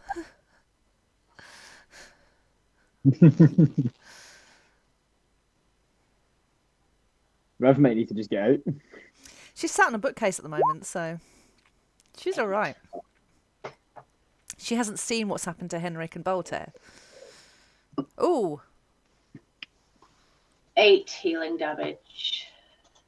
Cool. So Henrik is now conscious and prone with 8 HPs. Yep. Mended my So see the death saves, that just take them away now? Oh yeah, you can untick them. Yeah. Fuck. Because they will give me the fear.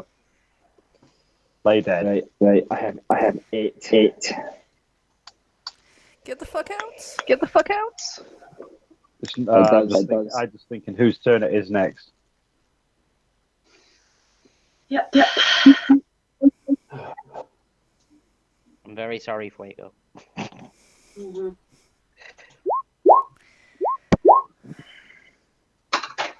Fuego's dead. Oh. Down or dead? I'm not sure. It's 25 28. points of damage because it's halved. Oh shit, there's 2 of them in there. Yeah, Fuego's down.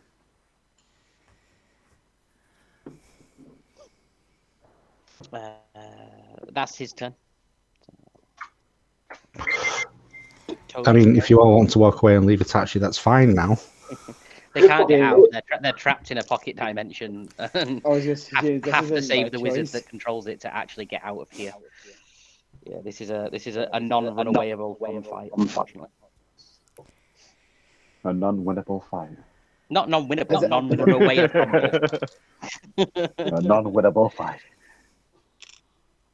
Might as well be. Nope.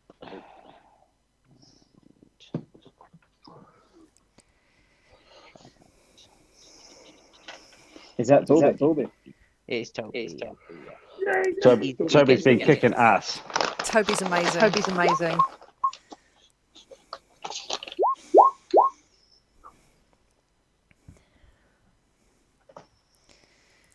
That's 19.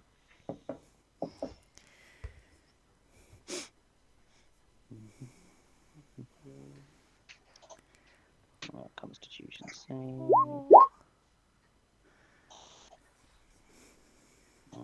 Okay, so he's not taken the full poison. Only takes half the poison, so 13 total. Still good. I mean, yeah, it's damage. It's something. It is something. It's 11. But is Kira, who, having seen Fuego fall now, is going to come and menace Diz for the key to try and get out. So he does have HP. Let's see if she stabs him to death. My God, this was a bitch. Let me double check what his AC is. Des has the key to get out. Oh.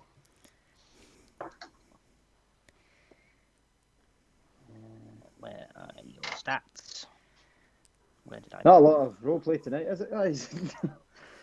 This time, yeah, it's not even 10. Great, what are you talking about? From 10 to 11 is going to be the zero session. You'd say it's going to be the new session 0, rolling up new characters.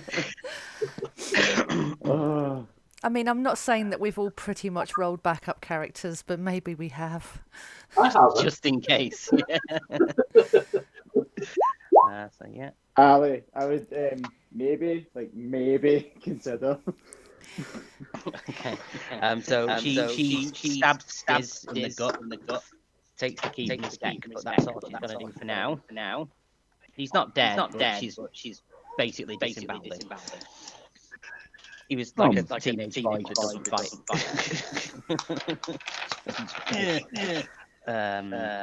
But it's Riv now. Scott, you might need to mute again. Yeah. Sorry, Echoey. Feedback coming on. Yeah, it's been happening all night.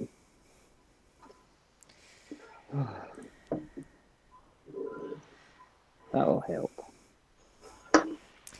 Cool, so it's been working well so far. Why change what works?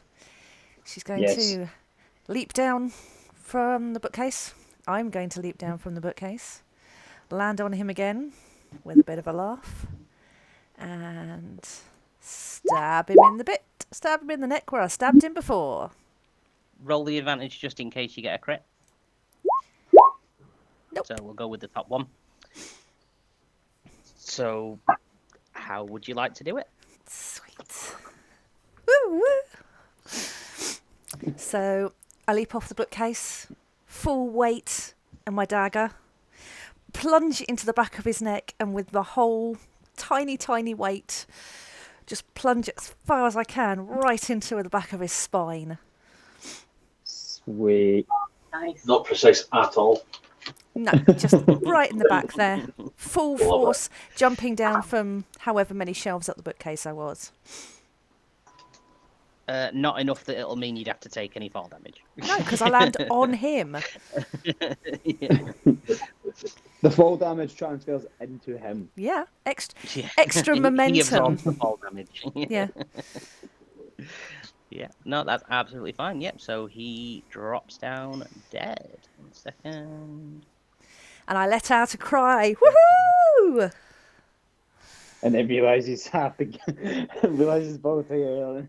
I still can't see because the giant's Oh, in the yeah. way, so I haven't been able to see what's gone on. So, Funny hang- you should say that. With the death of the necromancer, you hear some groans and some creaks as the animated bones that he was controlling start to drop one by one to the floor, including that one. yes. And they're now just piles of bones on the floor, completely harmless. But now I can see that Henrik and Voltaire are down, and I can see that Helmin isn't looking so great. Is you- is that wizard out? Sorry. Yeah, that's what I'm getting to now. So you just hear sort of like a loud magical burst of energy as the stone Toby's currently got hold of shatters, and this streak of purple light flies out and lands next to him. And there you see the now reanimated form of the wizard Elminster that was trapped inside the stone. He is back. Oh, thank God. He is angry. No, I'm joking. So it should be. His I bloody still dinner, echoing? his bloody dinner party nearly not killed at the the full, minute. full party. So I'm just refreshing Roll20 because it won't let me open any of the stuff that I need to open. So wait, is Fuego, Baltia, and Henrik all lying on the floor right now? Yep. Yep. Right, okay. Henrik is alive because he was healed. Yeah. So yeah, Henrik is conscious and just led on the floor. Voltaire and Fuego are currently down. So even though are the we still in wizards, initiative though? I was gonna say just for my last bit of move there is even though the wizards appeared, Riv don't give a shit. She's gonna dash to make sure that Helmin's okay, and then move as far as possible over to the ones that are down. Yep, that's fine. That's fine. Just calm. Heyman will just give you like a thumbs up and just say, "I'm fine. Go. Help them." Be like, did you see that? Did you see that? I'm going. On a scale of 1 to 10, how much of it was squeaky bum time? Still 20. speaking one time. Very I haven't declared the end of combat yet. true. Muting microphone. She's still up. She's still up. It's been squeaky bum time since the first turn.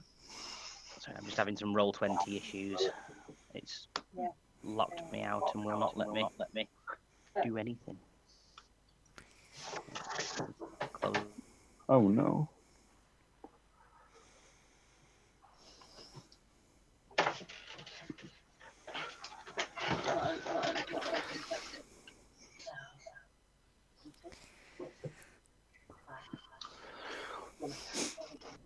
Yeah. Riv and Toby. MVPs. I'd say Henrik through the table. 2 natural ones on a 2d10 plus 4 attack. And Yeah, so two what? natural So, ones. so is the attack roll was two natural ones. Yeah, for the damage. Oh my God. We had so many like low rolls and natural ones popping up at the beginning of this. It was, I wouldn't have believed it if it wasn't all on screen. My first roll was in that one. And then you died. And then I died. That's a great story. What did you do last night, Alistair? Well, that one, then I died. But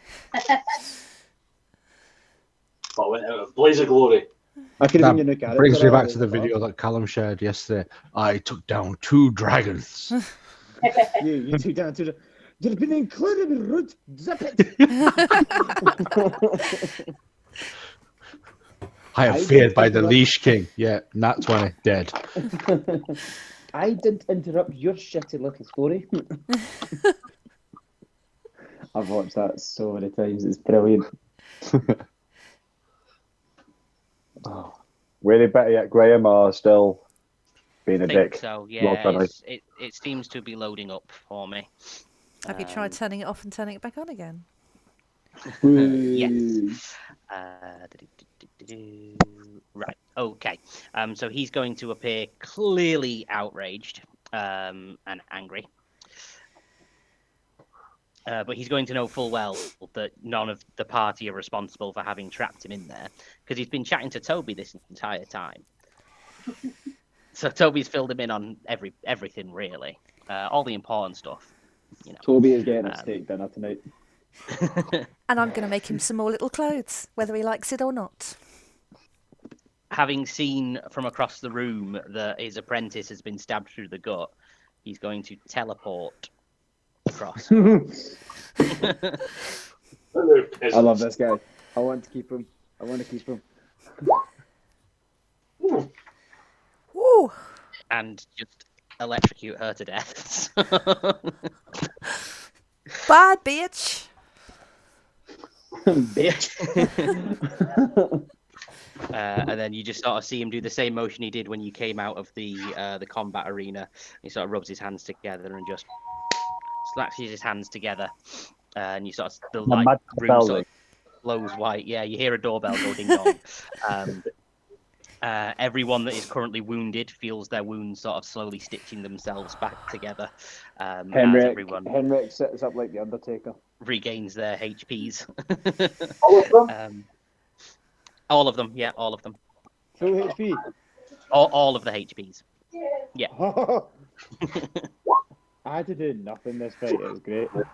You were just making sure that you wouldn't have death saved. Yeah. Yeah. Just making sure. Do we get spell slots back as well as HP, Graham? Just HP for the moment. He's just sort of healed everybody up with some sort of mass healing spell. We get our HP back. 1 HP. Nothing else. Full Yay. HP. Back to full That's fine. Thank HP. you. All of our HPs. Is that the wee fella, James? It's like, James, can you roll a d20 for cuteness? It's a natural 20! That's Oh! Yay. Full Little HP. guy. It's not on. That's it, Phil. Big fella.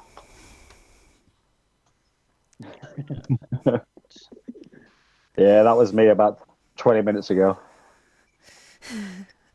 Want to change me back to human Fuego, please? Yeah. I think I'm going to cry. I'm just gonna do the same as Ali. I just want to see what my death save would have been if Your last I one. had to roll. Yeah.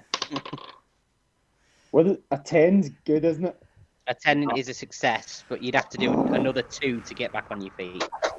That's fine. I got a 10. I was at yours. I was going to heal in word and spare the dying yours. Yeah. But you were down too. Yep. Fuego literally tapped me in the shoulder and went, "Get up!" Henrik, get up! And then just a big great sword was put through his face. Oh, I brought yours, but not mine. Oh, sweet Jesus. Oh, Jesus. I'm just sorting out. Won't be a second. Yay! RP time. Maybe, maybe not. We need to ask him. We need to ask him to get us back to the ship.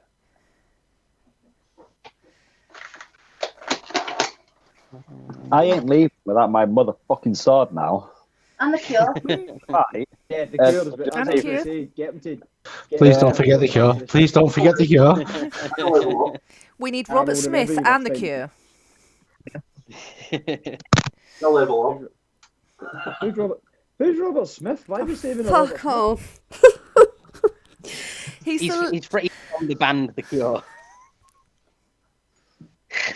old references. It's a very old, famous band called The Cure, and Oh. Robert Smith is the lead singer.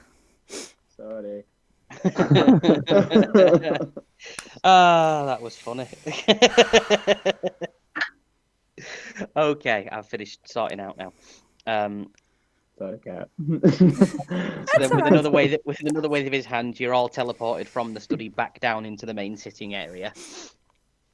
Just those of you that survived the fight. I want to check on everyone, make sure they're all okay. Like I can't. I saw them down and blooded. I can't believe that everyone's okay now. Go so- ahead. This is RP time.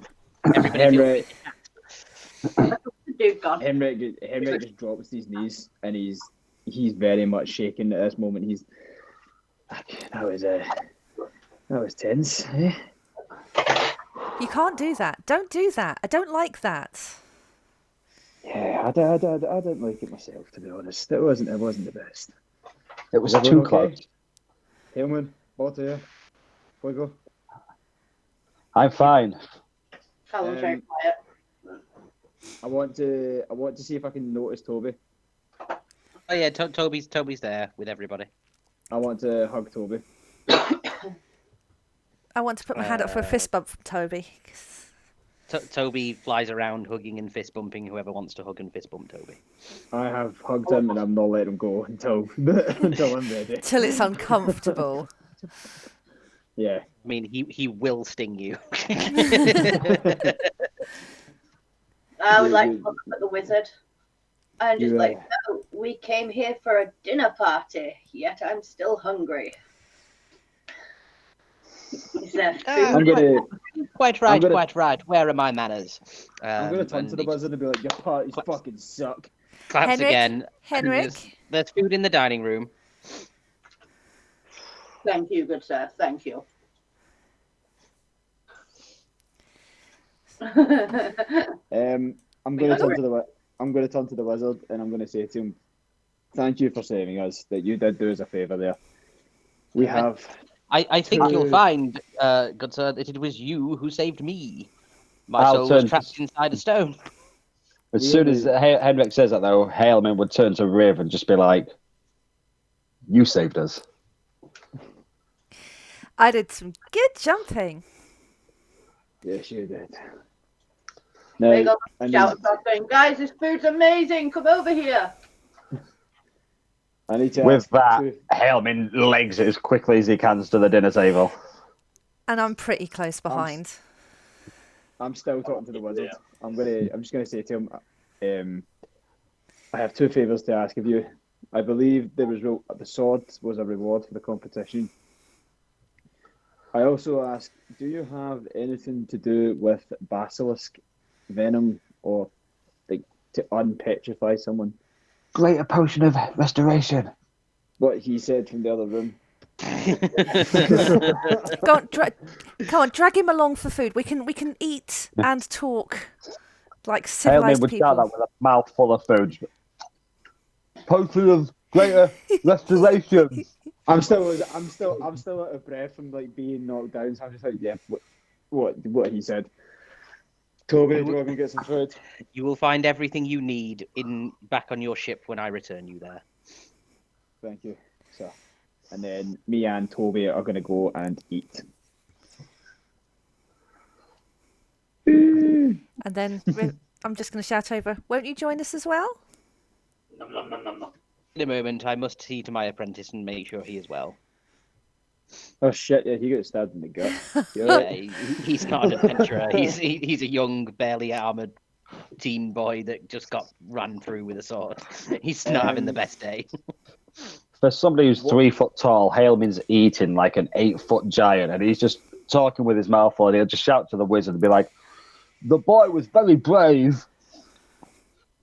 Just try to be nice and just throwing whatever's there, taking notes mentally of what it tastes like. Henrik has noticed like a full cooked chicken, and he's giving the full thing to Toby. Fair enough. Toby goes around it like a piranha in a cartoon, just shreds the thing of all traces of meat, and leaves a perfectly clean chicken carcass there. I'm picking at everything. Have at the table. Have at the table, Toby. You deserve it. You've done really, really Toby well. starts eating the table. I'm too drained. Like Henrik is too drained. Just don't give a shit. I'm drinking away whatever alcohol is on the table. You got beat to fuck. I'll feel expecting that. He's needed some wine. I'm picking bits off plates. I'm trying bits of stuff, and when Haleman and Henrik aren't looking, I'm nicking bits from their plates as well. Whatever looks tasty, I want to try a little bit of everything. Fair enough. Yep. Everybody eats the tasty-looking food morsels. Haleman's gonna keep just picking little bits and putting it in his pocket for Aldeard, who's in spider form at the minute. So he's just putting bits in his pocket for him to eat. Okie dokie. Even though he doesn't need to eat. Every so often, like Henrik is taking a swig of drink, and he's putting a bit of food in the air, and then Toby's just coming out of nowhere, hanging it off his food. takes a drink, grabs a bit of food. Toby swings, pegs it off his hair, and yeah. He's like a pet. He's like one of those falcons. Like, see when you see at the shows, the falcon comes and sits in the guy's arm and he buggers off. Yeah, he's doing that So basically. you're practicing some falconry with Toby. Mm-hmm. I've gone back over to the wizard. Yep. If Hailman saw Fuego sneaking off or walking away, he would have followed in close proximity. He wouldn't leave him on his own at the minute. Am I not trusted? No, it's more protection. You just fell. He's going to make sure you're okay. You're Legna's son. I'm going to come back into the doorway. Right, pardon the intrusion. I just want to say, sir, that your boy here, he guarded that key with his life. He is loyal for you. Yeah, he's just going to go, I know he is. That's why I keep the boy around, and just sort of pats him on the head like a patronising uncle. But, quick question. What's the deal with Kira? Why does she go for me?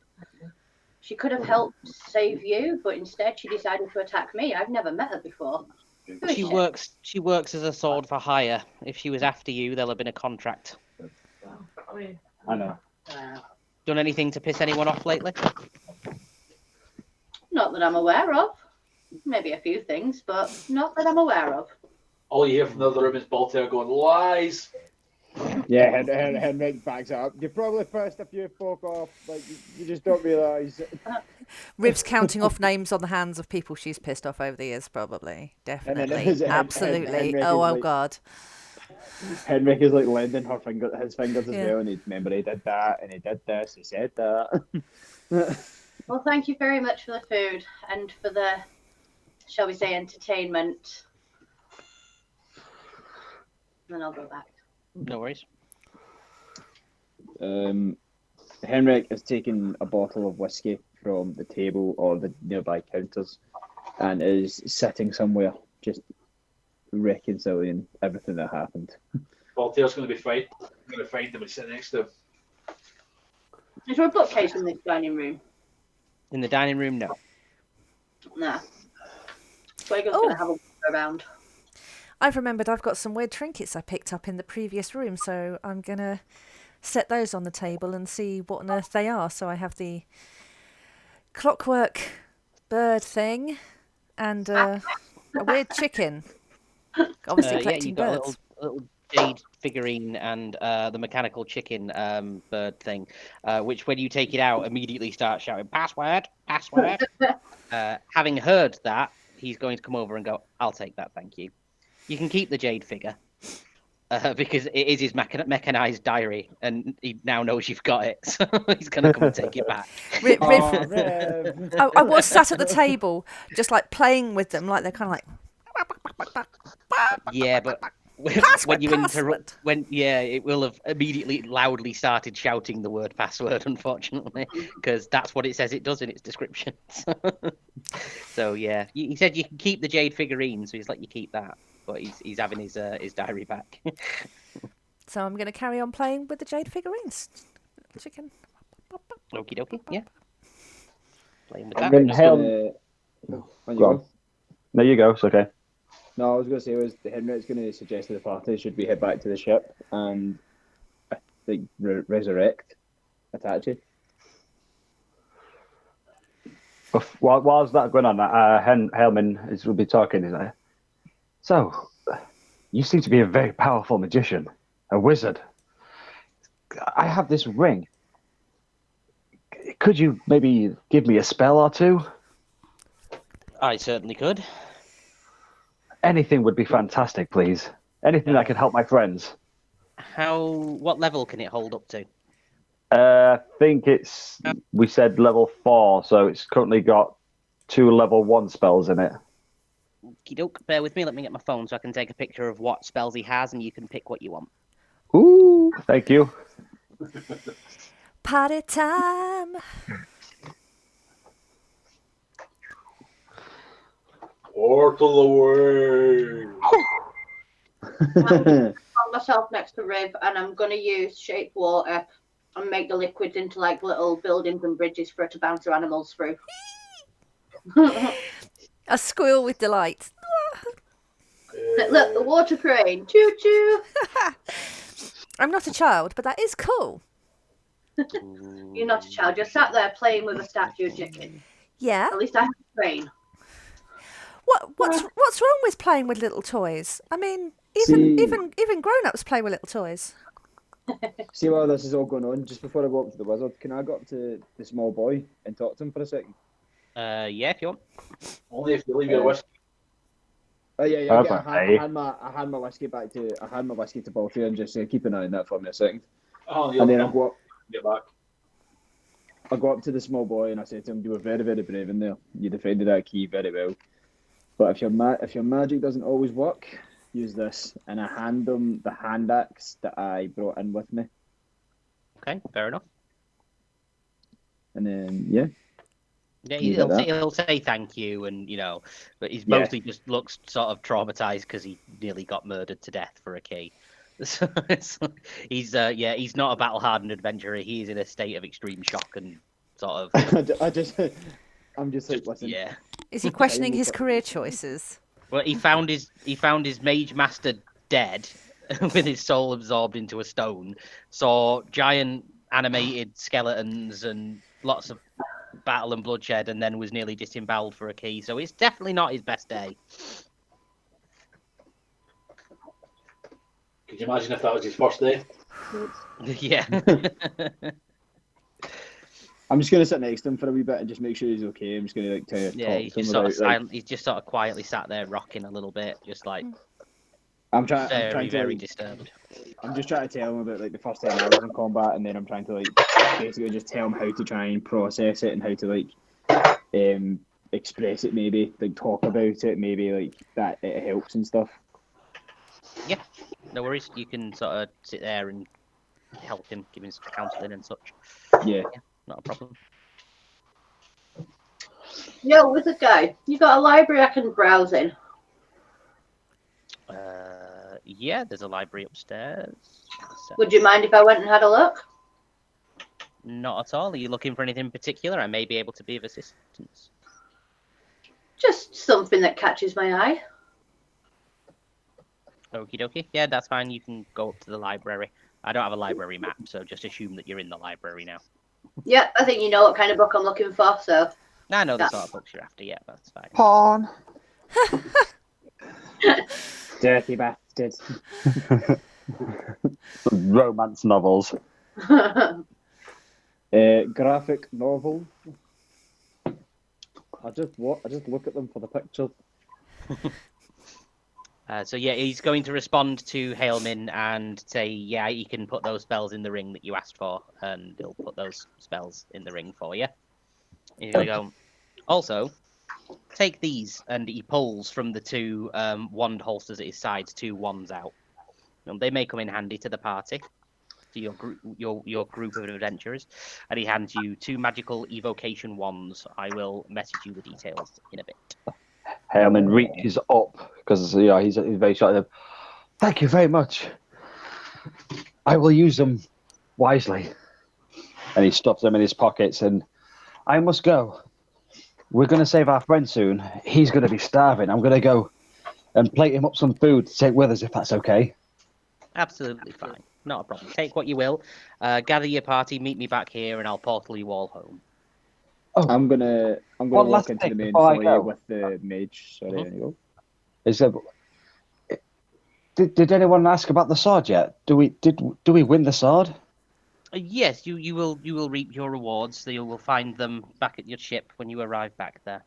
Oh, thank you. And he's just going to run in and sit down next to Riv and be like,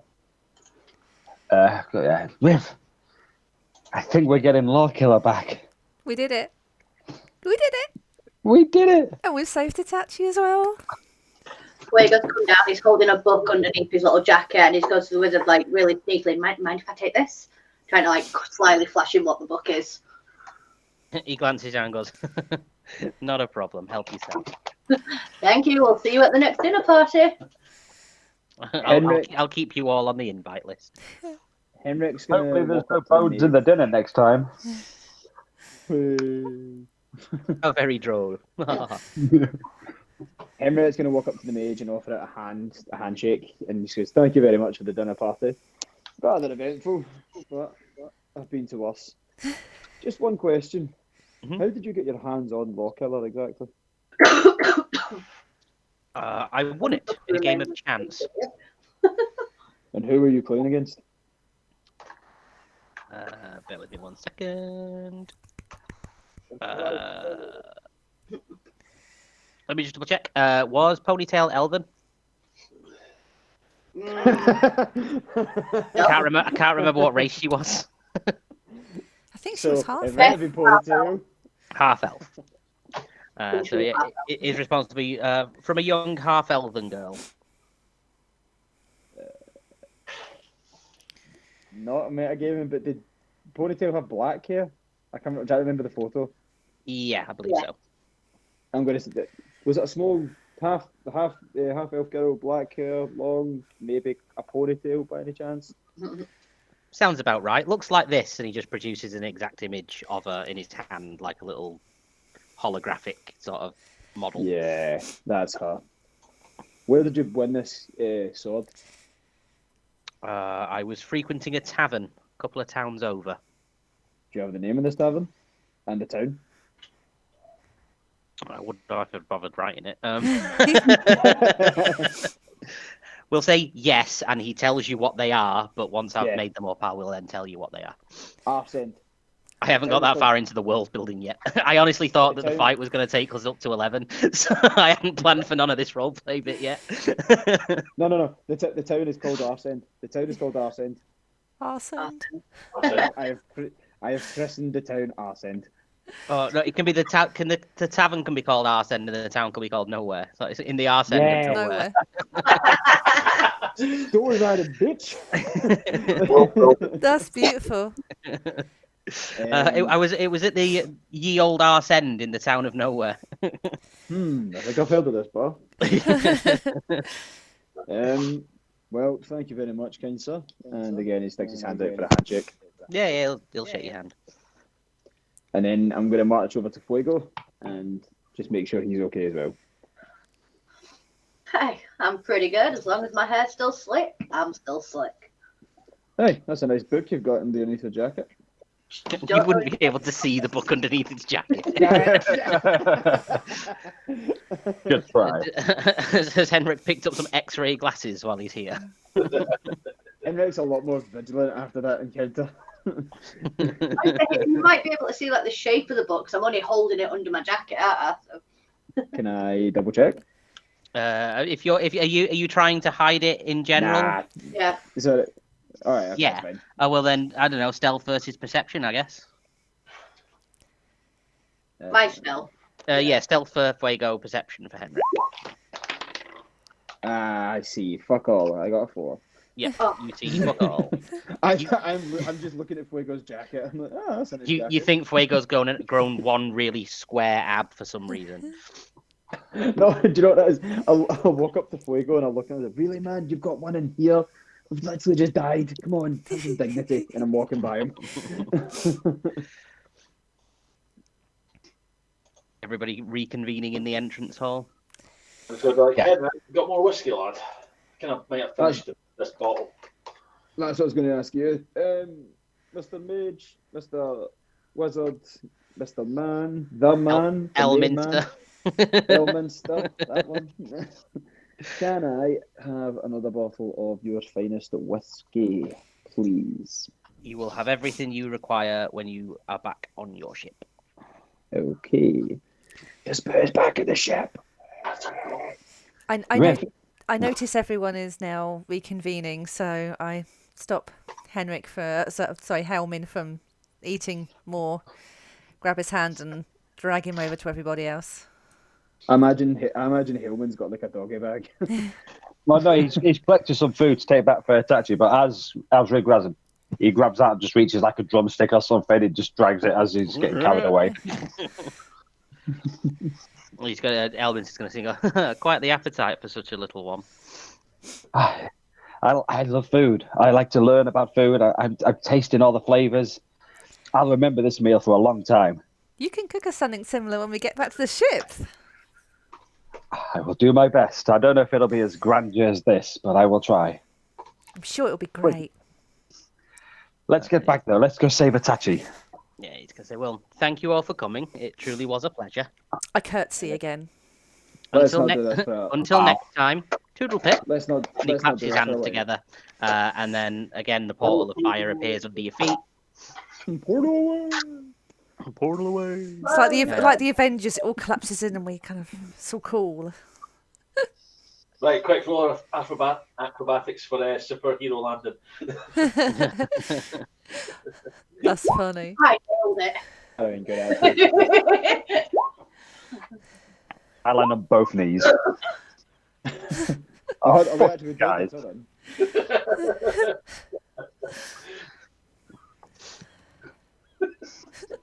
That's too funny. I love it. That's fantastic.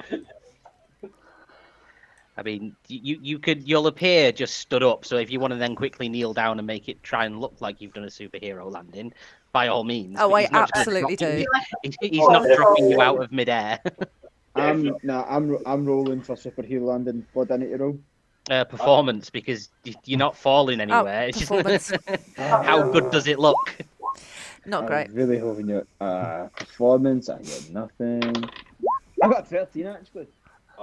I've got a -1 to performance. I go to perform and then land flat on my ass, Okay, Oh, heck, mate, you suck. nobody dragging pulls up a- Hailmin down. Fuego and Henrik pull off the most convincing of the superhero landings, but really all they've done is kneel down. Everybody Mine, else I have goes rolled to it and just and falls wobbly over. knees. Everybody else that tries it goes to look like they've done a cool landing and actually falls down on their face. I give Fuego a wee. They didn't account for the slippery deck from the ship being by the ocean. You Let's just just, stab at Fuego. let's just drop so an we'll- attack back on the map. I was just about to say, like, Henrik is instantly looking for this thing to give Itachi. And I'm looking for everything you find will be back on the ship. Same. Yep. Same.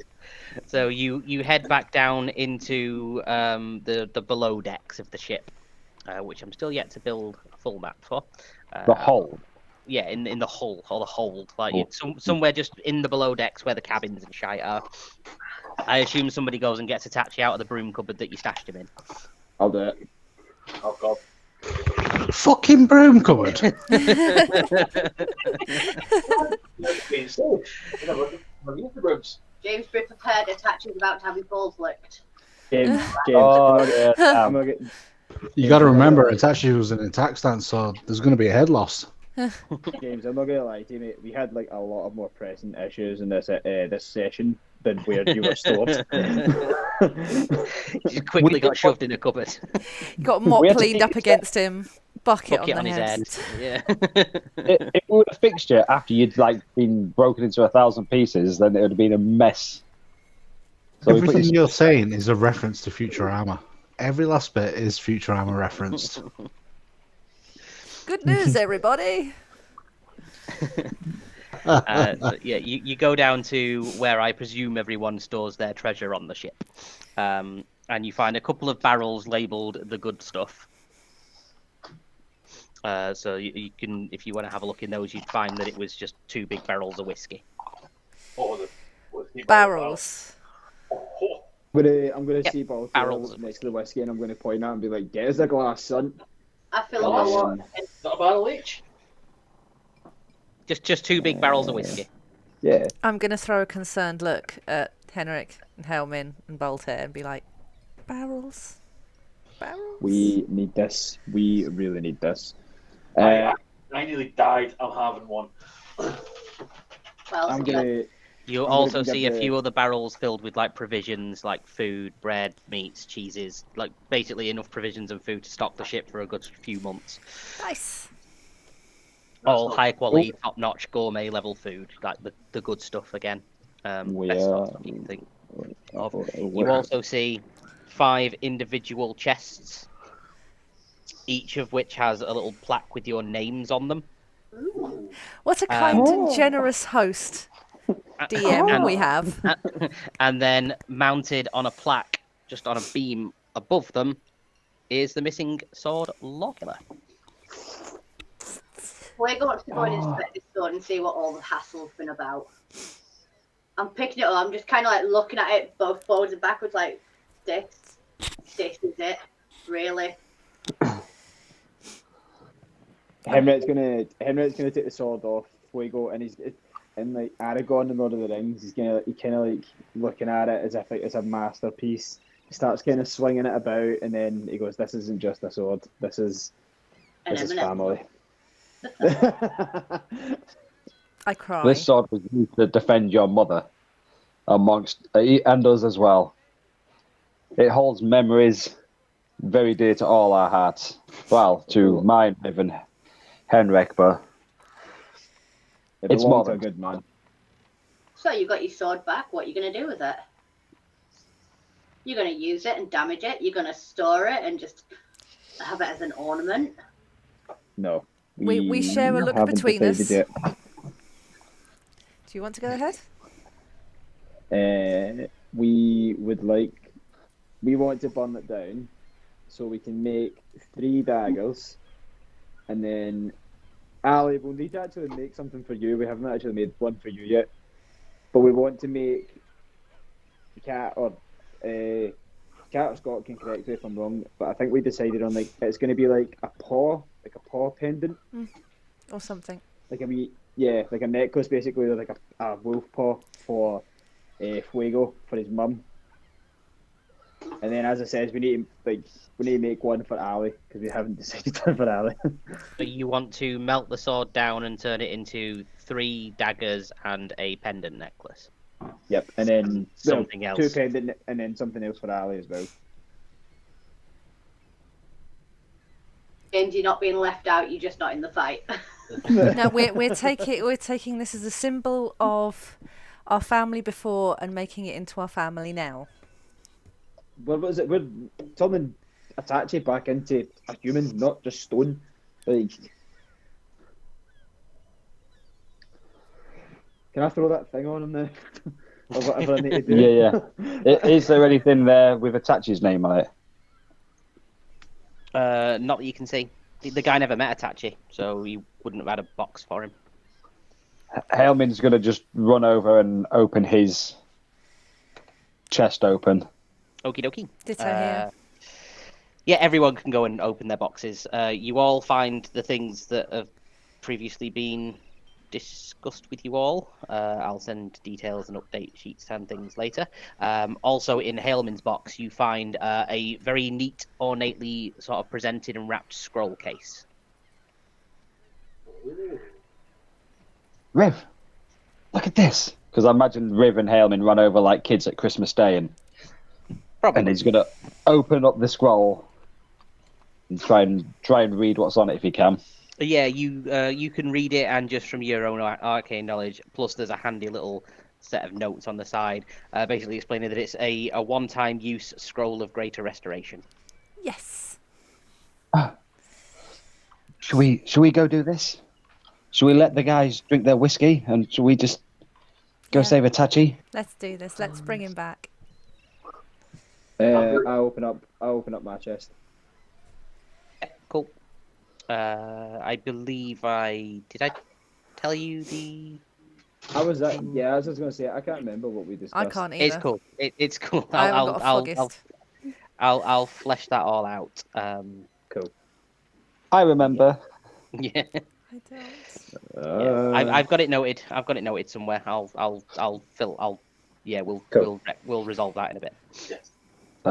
Hailman, if he can, then he's going to leg it as quickly as he can to the statue of Itachi. Yep. Henry's going to follow behind. So we're all going to go up, aren't we? Yeah. Looks like. Open the scroll and just cast Greater Restoration on Itachi straight away. Yeah, so with some creaks and some cracks, all the stone that was his flesh starts to sort of crumble and fall away, leaving the now restored form of Itachi there, presumably looking quite confused and bewildered because it's been quite a while since he was turned to stone, several weeks. Did you not say that he was still in fight stance? I am. I've still got like myself going, and I'm still swinging before I notice Yeah, I was going everybody. to say that. He thinks he's still in a fight, so he's going to swing. I'm only 3 foot tall. I think it'll swing over my head. Yeah, Ditto. it goes. Itachi looks around and goes, "Nan desu ka? Igenki desu ka?" And then switches back to his normal voice and goes, "What has happened, my friends?" Itachi! And then I run up and hug him. Group hug. Stranger danger, stranger danger. While this is going on, Fuego's just sat at the top drinking whiskey with the crew, filling them in on what's gone on, kind of thing. So, Itachi, you got turned to stone. Riv blew up. What's that like? Me, Henrik, Balter, and Fuego, we all nearly died, at least once. But we've got you back. It's taken longer than we wanted, but you're back. I look around at everyone and go, we've all nearly died now. And there's no other thought to that. It's just she trails off amongst all this celebration and just like, we've all nearly died. Henrik puts a arm around Riv, like to try and comfort her. And then we all nearly died, yeah. But we're all still here. And that's the main part. Itachi's going to sit down on the deck with everyone around him. He's going to look in the distance and see the forest and say to everyone, "This is the forest. Can you see the trees? Each tree is one of us. As a whole, we become a forest. Thank you. We will always be together." And then he's going to go, "Yay!" Whoever shouted that. And then from there, we'll just be like, Itachi's going to stand up and bow to each and everyone and say, "Thank you for saving me." I'm going to raise my whiskey. I'm going to raise a whiskey glass and say, "To family." To family. Family. Vin Diesel voice. Family is the best. Family. As Itachi bows at Hailman, Hailman's just going to go and just stick his finger out to Itachi. Where is this going? Itachi's going to, halfway through the bow, smirk and just pull his finger. And he's going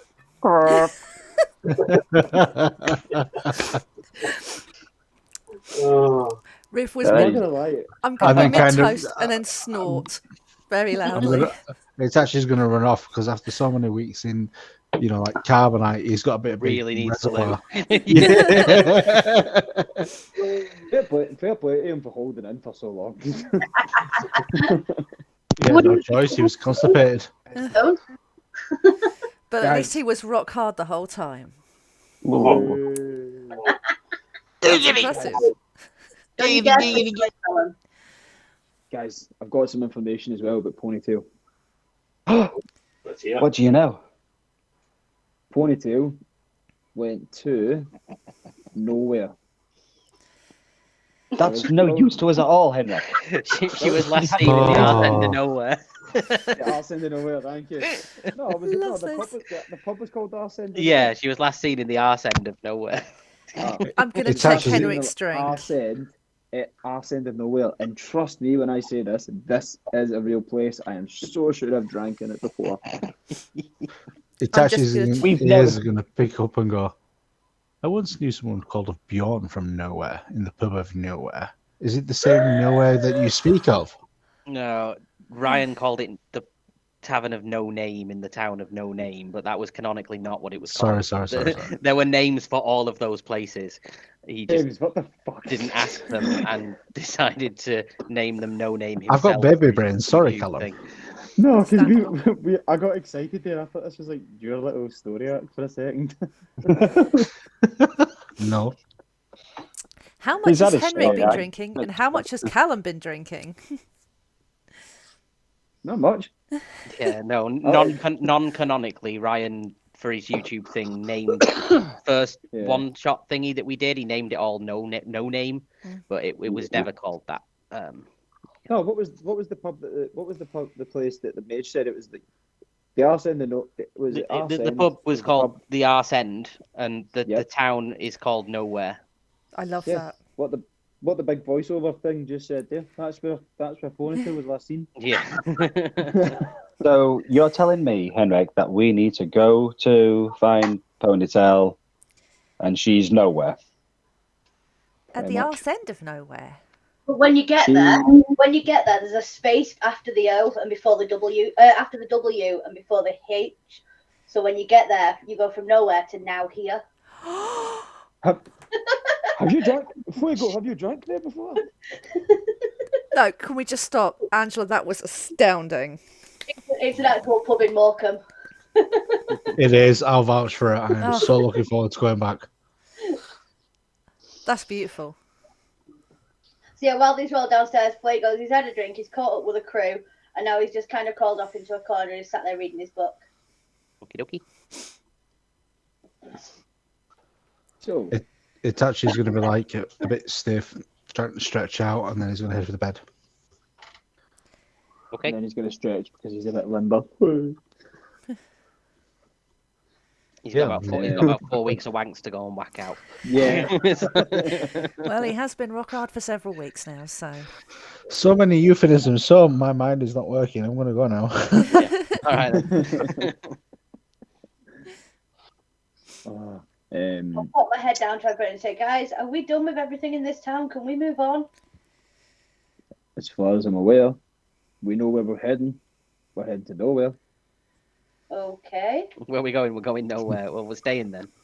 So, are we ready to move on or are we not? I wasn't there for your conversation about nowhere, so I have no idea what you're on about. I'm going to grab Fuego and Haleman, and then I'm going to try and...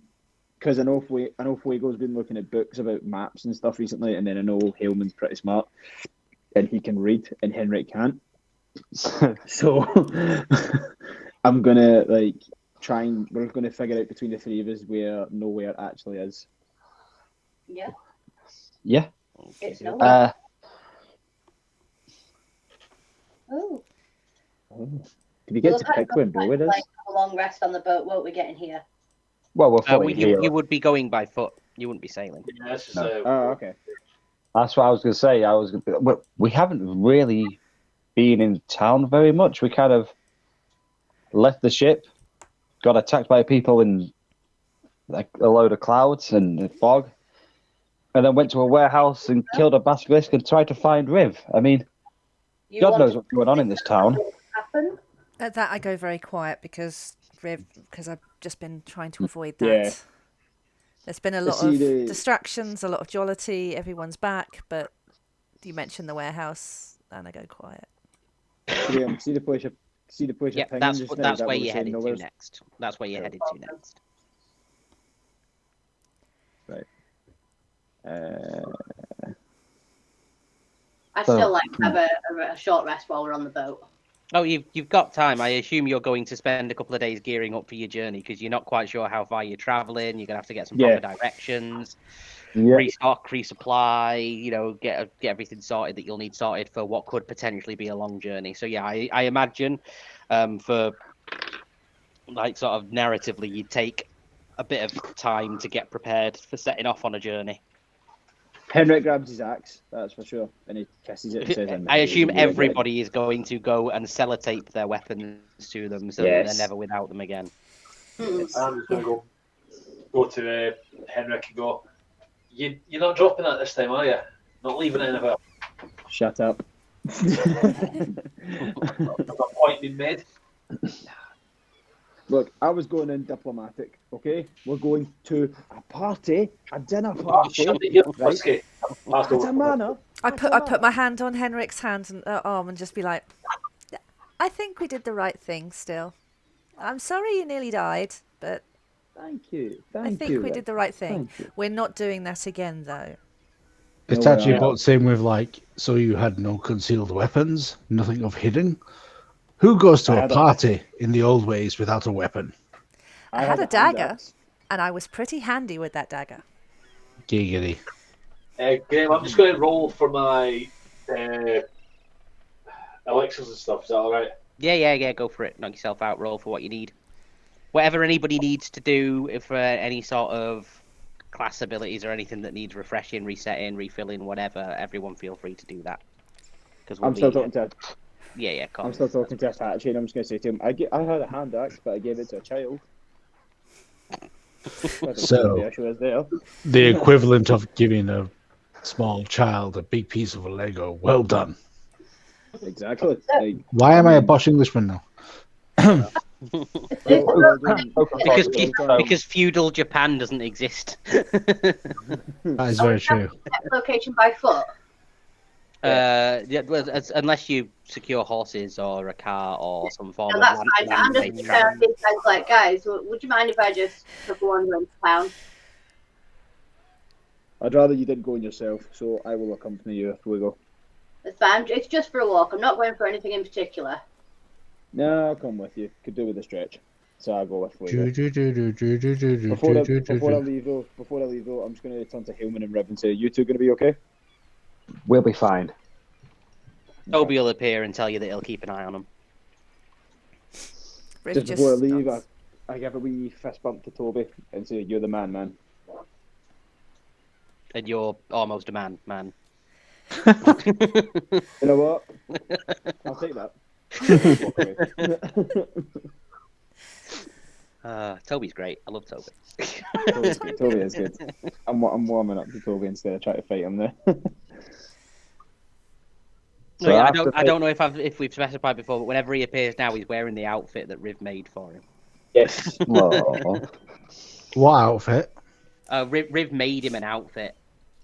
I thought it was not like a wee suit or something. Yeah, I can't remember. Yeah, it was. She just, wherever possible, there's a little bit of downtime. She just makes little articles of clothing for Toby, whether he likes it or not. She's just been making and giving stuff to him from the beginning because she kind of thinks he's a fairy. So we've got an imp wearing a suit. Basically, yeah. Homemade suit. That is fucking awesome. Toby's an awesome guy. Toby is. If he's not fighting us when we're dead. He hasn't done that for a while, remember? No, he's getting better. It's because we're actually talking to him. We're not. Yeah, it's because Callum stopped neglecting him and treating him like a bastard. So if you befriend him, he will be less of an arsehole. Duh. It's just like real life. Yeah. If you're nice to people, funnily enough, they don't try and bite you. Unless you ask them nicely and you're want into them to. Yeah. Unless that's what you're into and they're okay with it. Right, so Fuego and Henrik heading off into town. Yes. Okie dokie. We'll cover that, then we'll come back to the boat for anything anybody else wants to do. So whereabouts in town you headed? Just wandering around? Just wandering around. I'm looking for the buildings out there, if the shops or anything like that. I'm just nosying through the doors and windows as we go past, just stretching the legs and having a walk. Okay. Perception checks from both of you, please. 18 plus 1. Got 12. I was swallowing some drink.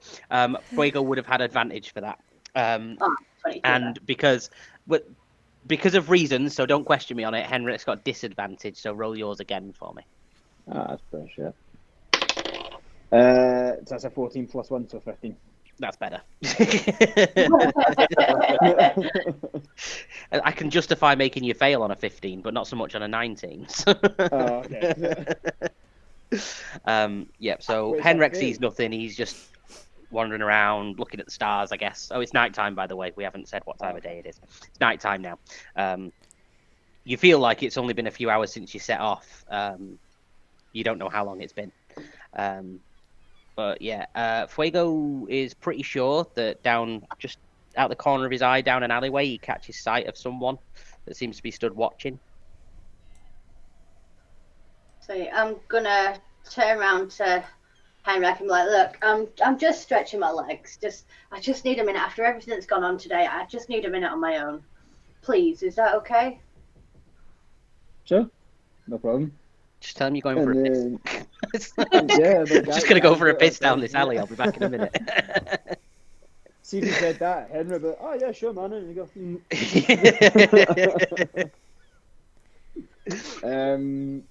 Henrik is gonna. Yep. Okay, that's fine. I'll just meet you back at the boat then. And he's gonna walk away, but he's gonna hide behind Selma if possible. I'm gonna. Sorry, excuse me. I'm gonna jump, guys. Yeah, no worries. Yeah, no See you worries. later. Take care. Thank you. Bye. Catch you later. Bye. Do I see him hiding on a 24? 24. What? I didn't even roll stealth. Well, you could roll your stealth, but I'm pretty sure you won't beat a 24. Yeah, never know. Never, Hang on. no, not a chance. Even with a 20, you don't get +5 to stealth checks, so you're not going to roll higher than a 24. I mean, no, but I got a 15. I suppose what my stealth is actually. 0, or maybe +1. It is nothing. Yeah. So I got 15. So 15. Yeah, nope. You Fuego sees you trying to hide behind a box. I'm not going to say anything. I'm just going to obviously notice it. But did I see her? Was it like down this way or down this way? Yeah, we'll say that you were rounding here and you saw her down here, so she's sort of Right. gone behind this building. Right. Okay. So in that case, if I've left him there, I've seen Yeah, that he's hidden. Henrik stood here trying to hide behind this wall. Yeah. I'm just going to walk up the way, kind of thing. Yep. Until I see Henrik going, or until I get round the corner and Henrik can't see me. Okay, is Henrik going to try and follow, or is he going to give up sneaking and leave Fuego alone? Nah, he's gonna follow.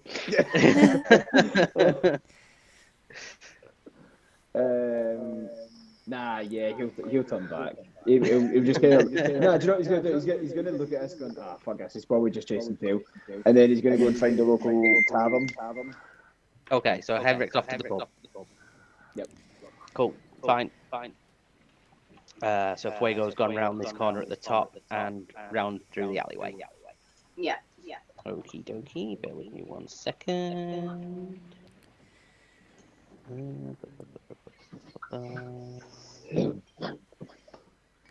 Just to piss everybody off. I haven't messaged me if you see anything. So it won't be a minute. Oh. Roll 20's being stupid again. There we go. So yeah, you round the corner and you see the elven woman or elven-looking woman that you're pretty sure you've been spotting around town. Sweet. Do you want to go back to the boat? Like you, SDM, not her. Are you inviting me back to your place? No. Scott, you're gonna have to get it again. Oh. Yeah, we'll cut back to the boat. So we'll need Scott and Kat and Alistair for the moment because James is gone. We'll say Itachi's gone to bed, tired from being stiff for weeks. He's having a big wank. Basically. Let's not be a bit of the bush.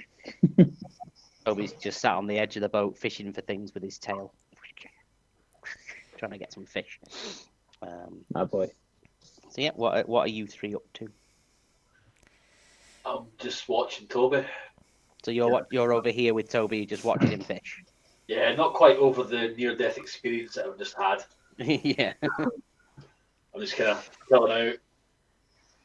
No. Wondering what a witch is doing since he never seems to get paid for any of this shit.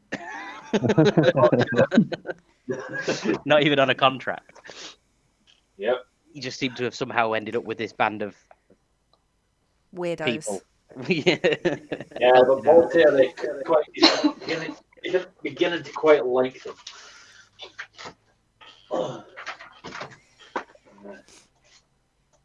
Okie dokie. Riv and Hailman then, if Valtaire's just watching Toby. I'm gonna sit on the edge of the boat, just looking at the warehouse and all the buildings there. There's been a lot that's gotten on, kind of keeping Riv's mind busy since the incident. So a little bit of downtime, and she's just kind of staring at the buildings, just Okey-dokey. stopping and thinking. Ponytail with a high elf bard, not a half elf. High elf, not half elf. Okie dokie. Hailman is going to go sit next to Riv, and he's just going to be like, whenever you're ready to talk, I'm here to listen. I heard the name Eli. I don't know who this is, but I'm not going to press you for anything. We've been through a lot recently, but if you need anything, you know we're here for you. He's still out there. Yeah. I'm pretty sure we'll cross paths again at some point. I don't think I can. Not after before. I think we just keep on what we're doing, and we'll deal with him when and if he comes up again. That's the way we always deal with things, isn't it? Yeah. It's the way we've been dealing with things, but maybe we need to be prepared. I mean, look at what just happened. We went somewhere unprepared, and we could have all died. No, maybe we need to start planning and talking, but there's no rush. Whenever you're ready. We're never being unprepared again. Whatever it takes. Yes. I agree. We've learned valuable lessons along the way, but one thing I've learned is trust. And sometimes a problem shared is a problem halved.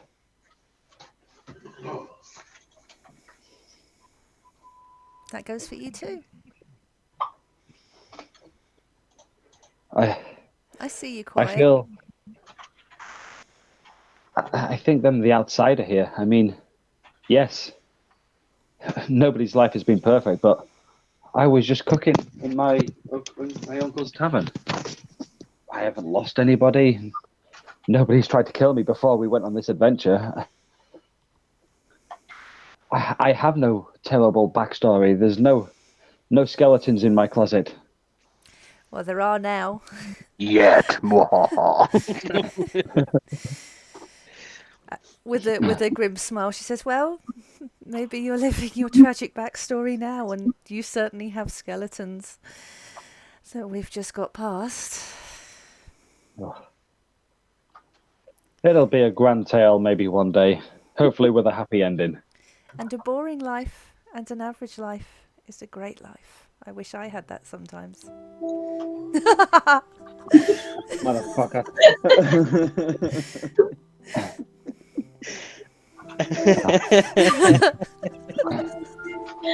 Carry on your conversation. Yeah, keep going. I wouldn't change anything. The life of adventure, meeting friends and family, making these memories. Granted, some of them will make me scream when I think about them, but a boring life isn't for me.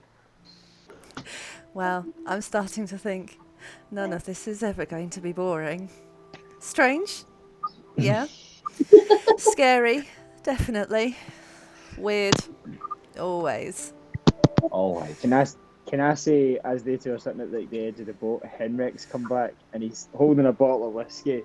He's got a black eye. Just listening. He's having a party.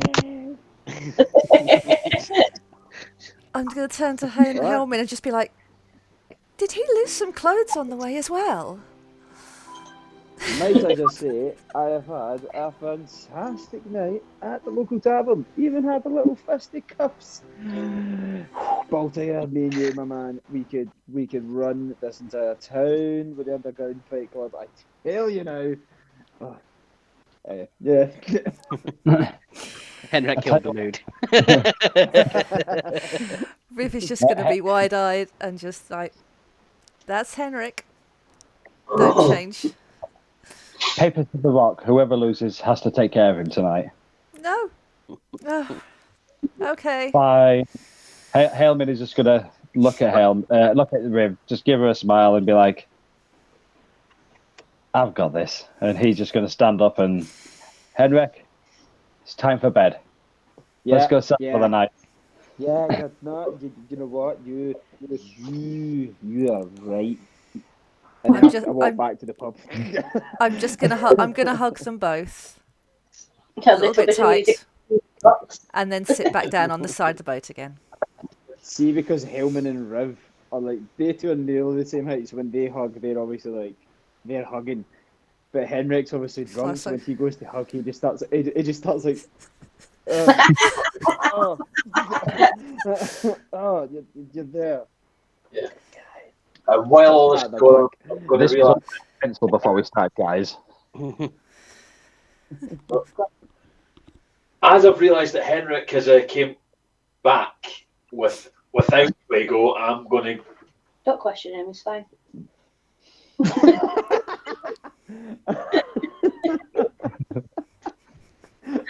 No, I am questioning Henrik before he goes on the deck. This is my time to shine. Don't ruin it.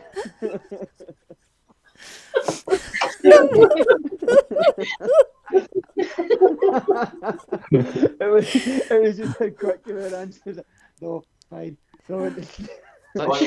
Shut up, this is my thing, okay? Right, I'm not getting any sense out of you. Where was the last? I was going to ask Henrik, where was the last time you saw Fuego? Fuego. Hairy one. This is the hairy one, isn't it? The hairy one. It goes. I'm going to go out looking for Fuego. No, wait. There was an alleyway. There was I think he went towards a shadow. I think he did. I'm not 100%. I'm going to bed, and I go and lie down in my wee makeshift hammock I've made on the top deck. Yeah, that's fine. I go to that way when you're drunk. You just when you see your bed, you just kind of flop onto it. I do that with my hammock, but instead of it catching my weight, I just pull the full thing down. Flip out of it. Yeah. Yeah, absolutely fine. You won't take any fall damage. It's just funny. Yeah. For the shits and gigs. Just for the giggles. Cool. So yeah, Henrik has passed out now. So Henrik's gone to sleep. I assume Hailman is looking after drunk Henrik. Yeah. Riv is silently contemplating the meaning of life and her current existence and stuff Existential in general. crisis. Existential crises and flashbacks and depression. Okie dokie. Well, whilst all that was happening, this will be what was happening up here, so you've not gone there yet. You're still on the boat. We will cut to that later. Get back here. Get back in your box. You've been told.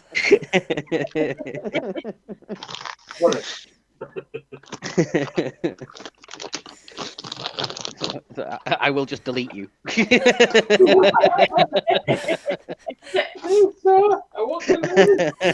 I will Thanos you.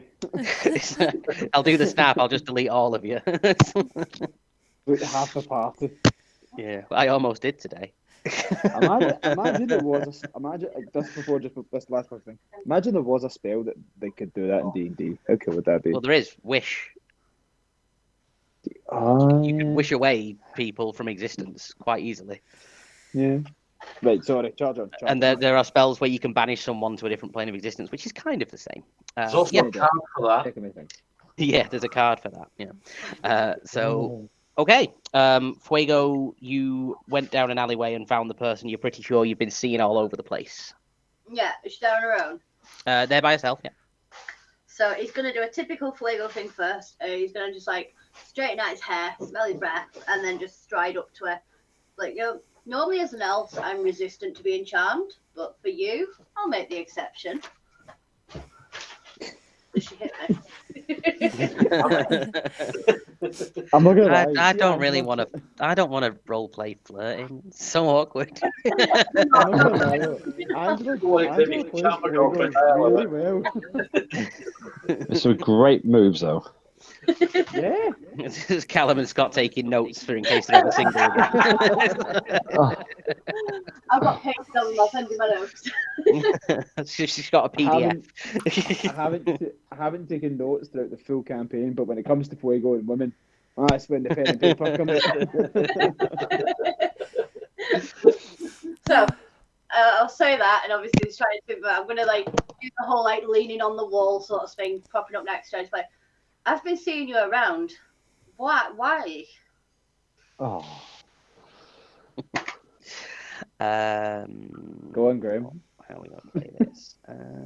I'm definitely not flirting back. Like No, she, fine. the, No, I know. Gotta do the a voice character as will be, well. but I'm just that is it's too awkward for me. I can't do it. I can't do it. I'm gonna wind you up. We'll wind you Yeah, up. you no, missed I out on there one though. physically cannot do it. Wait, I definitely missed out. You should turn around and said, "Do you believe in love at first sight, or do I need to walk past again?"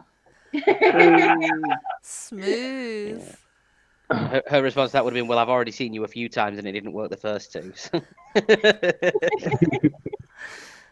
I wish I was a barbarian, because tonight I want to get freaky with you. Reckless with you, sorry. Anyways, yeah, so why don't we go around the place? Well, you asked for me, didn't you? Did I? What's your name? There's no need for names. Well, there is that. But I'd kind of like to know. Well, maybe I'll tell you. Maybe I won't. Okay, so why are you watching me? How did I ask for you? Oh, I think you know. One doesn't do this accidentally.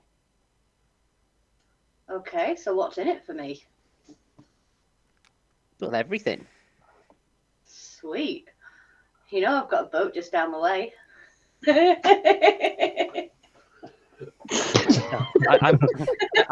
I'm well aware of where you reside. So you're just watching me? For the I moment. think I figured this out.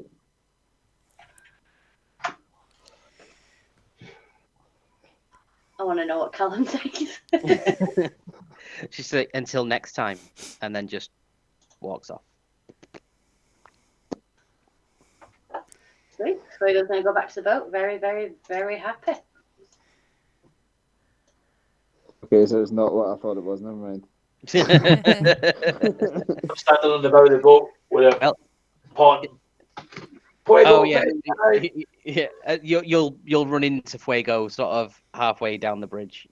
Oh yeah, because you were running up. I was. Yeah. Where the fuck were you? After today? I just went for a walk to stretch my legs. I asked, was it all right? Aye, well. Can I get a perception check from Voltaire as well, just for a sec? Yes, perception. Yes, please. Is he at disadvantage or? Nope. Okay. Good to know. Thinking, yep. Same as before. Yeah. That's fine. Nah, go on, Fuego. Something's not sitting right around here. Let's get back on the boat. Don't let us down. Okie dokie. After you. I'm just going to look behind me as I go in. And I grab him by the scruff of the neck and go, "You're coming." I was following you. I was just like looking behind us. You're coming, and then you're coming back in the ship. Old school. Yeah. As you do glance back over your shoulder, just as Voltaire starts dragging you off, you're pretty sure you see an eye and some hair in the distance. Just So floating. I'm just smile and letting Dad know. I'm like, sorry, Dad. I'll go to bed now. And then I'll go down to my quarters and just sit and read my books. Oh. Yes, we do that. Yeah, that's it. Okay. I think we will call it a do there because we're running out of things to role play. I will resend everybody their rewards from tonight's session to remind everyone what they were getting. Because I have brain of a goldfish. Yep, including the ones that were given to Scott. Bear in mind, those are for the entire party to be able to use, not specific rewards for just Hailman, is the intent behind them. If Hailman chooses not to share them, that's on him as a character, but they were given to be used by the party. So Mine wasn't the amulet that gives more AC, was it? One of them was the Constitution thing you got last time. The other one it's like a cape, I think. We've not spoken about this.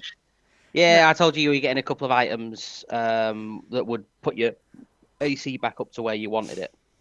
Oh, okay. It gives you resistance to. I do. Was it advantage Henrik, on saving throws? I think it was. I think so. Henrik does have he does wear a cape, or like not cape, but like a robe. Cloak. Yeah, like a cloak, like a cloak. shoulder thing, like it's like a mantle. Is what. Oh, They're something called. I can drag it back with. So it's like the robe itself, and then there's like fur right there. Yeah, like a little shoulder shawl thing. Mm-hmm. Yeah. What did I get? Because I can't remember. Hang on, I'm going through my notes now Sorry. to find them. No, it's fine. I've done a complete blank. Yeah, you got the Amulet of Health. That's the one Toby gave you that you got out of the treasure chest. Yep. Then you got a Cloak of Protection. So there we go. Cloak of Protection increases your AC and gives you resistance to all saving throws. Advantage on all saving throws, I believe. Ooh. Nice. So what's my AC now then? It'll go up to 15 when I equip it for you. Ah, sweet, cool, brilliant. Yep. Riv was getting. Riv gets the Boots of Elvenkind. But I've got my climbing boots. You can change your shoes at times. They give you advantage on dexterity stealth checks, so you get advantage on any stealth check. Can I wear one of each? I mean, if you want to try and hop up a wall, they'll just help you be more stealthy. So if you ever need to sneak somewhere, you can pop them on to do sneaky stuff. Sneaky. Okay. Thank you. You can remember what you were getting, can't you, Scott? I can, yes. Do you want me to tell everybody else? Or do you want to keep it quiet for now? No, if you can tell them if you want. Or I can tell them. Well, you can tell them if you want. I've opened my chest and I got the Cloak of Displacement, I think, if I remember correctly. That is correct. What's that? So it projects an illusion that makes me appear to be standing in a place very close to where I am actually standing. Cool. Mechanically, what it does is it gives anybody that attacks him disadvantage until he gets hit. Cool. So if they'll be at a disadvantage to hit him, once he gets hit, it breaks the effect, but then it resets on his next turn. So it's just sort of like taking the dodge action for free. Just makes Haleman a little bit harder to hit. And then there's the two that Fuego was getting, because Angela's getting an extra one because it was her birthday and I didn't get her a present. Do we all get this on our birthday? If I know when your birthdays are, you can all maybe get a free present in game instead of in real life. Yeah. But you can't make up your birthday. I need proof. Oh, it's my birthday today. Can I have another one? No. I'll photocopy my birth certificate. Do you want me to tell everyone what you're getting, Angela? You can, but I could possibly turn down the audio. Wow. Sorry. Just mute. There you go. Your beard. Scott does have a very majestic beard, to be fair. So Angela's getting the Glamoured Studded Leather. So it's studded leather armor, which let me just find the thing for it. Basically, as like a bonus action, you can make it look like whatever you want. So it's studded leather armor, but you can make it look like you're wearing a suit or some robes, or like you can be dressed up like a paladin or a cleric or whatever. So it's basically a disguise outfit. Fancy. That's quite good for Fuego. Still is effective armor. And also the dancing sword. So she's able to basically make melee attacks from range. Oh, good shit. Perfect. Can use a bonus action to move and attack with the sword. And it looks like whatever kind of sword you want it to look like. So I think because you're dex based, a short sword would actually mechanically be more damage for you than a long sword would be. Yeah. But it doesn't work with two-handed swords, I don't believe. So yeah, it'd be a short sword or a rapier or something that's a dex-based sword would be the best for you. But it's basically an enchanted sword of whichever kind of type you want. It does normal damage, but you can control it from range is basically what it does. Sweet. Let me just find the ones that I was going to give you, because I may as well tell you since we're doing magic items. The ones that the group has now been given. There's the Wand of Wonder. Is one of them. It has to be attuned to a spellcaster, so any of the party that can cast spells can use it, but they have to attune to it, so they have to spend a day sort of getting attuned to use it. The wand who has are 7. the actual spellcasters in the group? Riv, Itachi, Voltaire doesn't cast spells, so he uses signs. So Riv, Itachi, Fuego, and Hailmin are all spellcasters. So everyone but me. And not Baltair either. Or Itachi. Yeah, that's fine. I'll take that. Yeah, Henrik doesn't play with magic. No, Itachi's part warlock, so he's also a spellcaster. Yeah. Was it never mind Henrik? Callum doesn't do spells. Yeah, Callum doesn't do spells. Yeah, it's too much to remember. So this is what it does. It's got some quite cool effects. It has 7 charges. Whilst holding it, you can use an action to expend a charge. Choose a target within 120 feet. Target can be a creature, an object, or a point in space. Roll a d100 and consult the following table to discover what happens. So it has a random effect. It causes you to cast a spell. The spell save is a DC of 15. If the spell normally has a range expressed in feet, it becomes 120 feet anyway. If it covers an area, you must center the spell on and include the target. So you can't aim it, you have to point it at the target and it radiates out from there. If it can affect multiple possible subjects, I randomly determine which ones. It regains 1d6 expended charges daily. And if you expend the one's last charge on a roll of a d20, on a 1, it crumbles into dust. These are the effects it can have. So if you roll a 1 to a 5, you cast Slow. If it's a 6 to a 10, you cast Fairy Fire.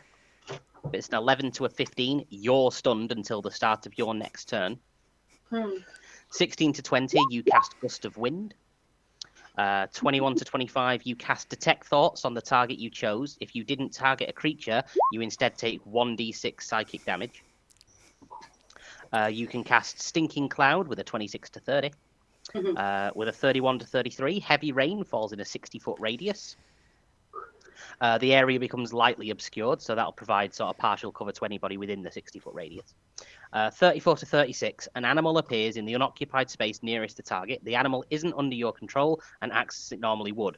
Roll another d100 to determine the animal. A 1 to 25 is a rhino, a 26 to 50 is an elephant, and a 51 to 100 is a rat. 37 to 46 gets you a cast of Lightning Bolt.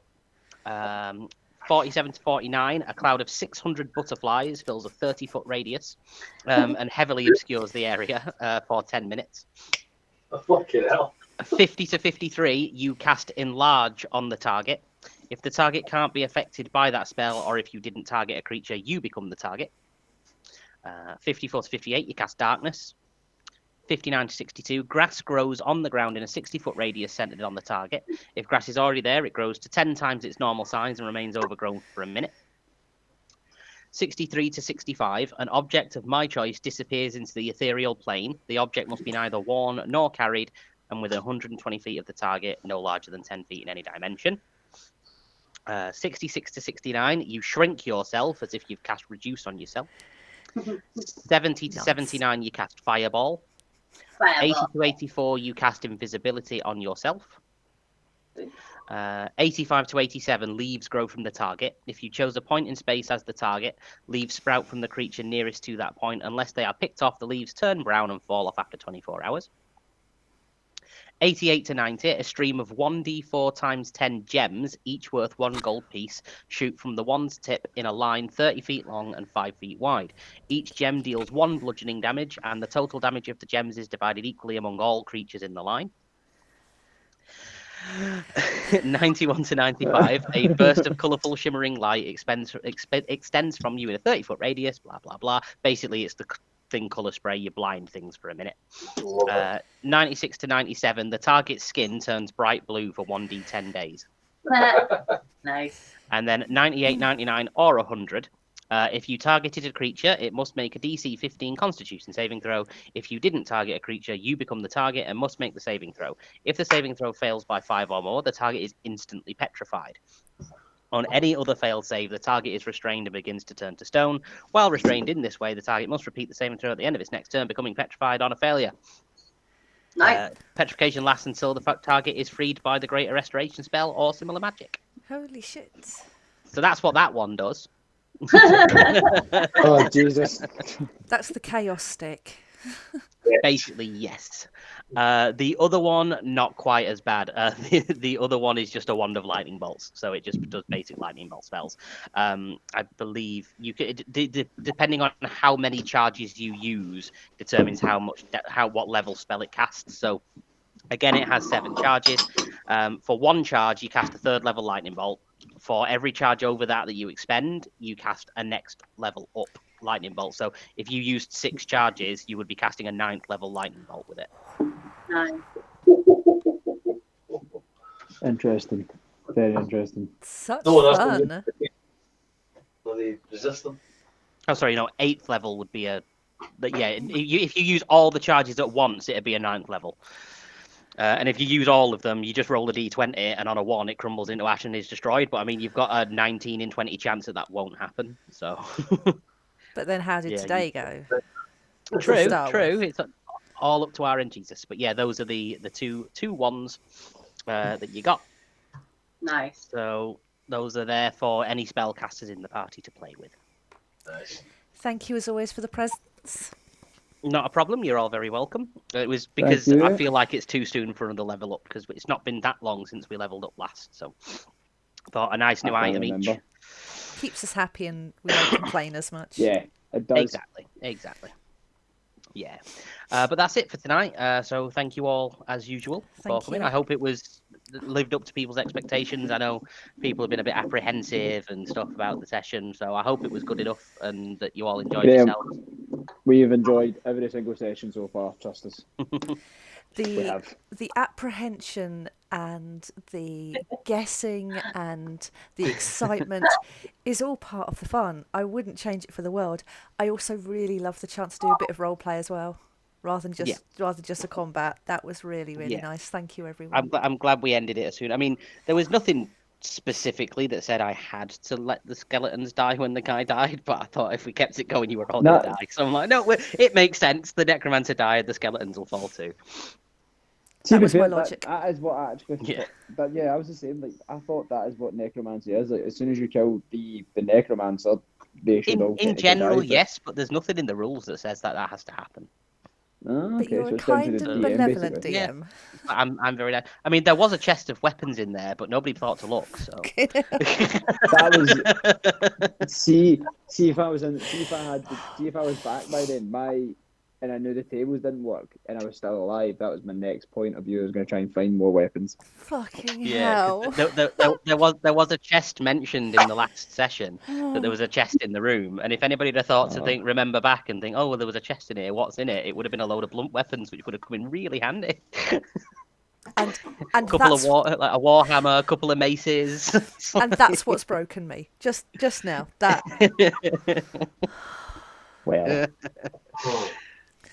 Gotta remember your settings. Even if you can't remember, just ask what's around the room again. Remind me what's in here.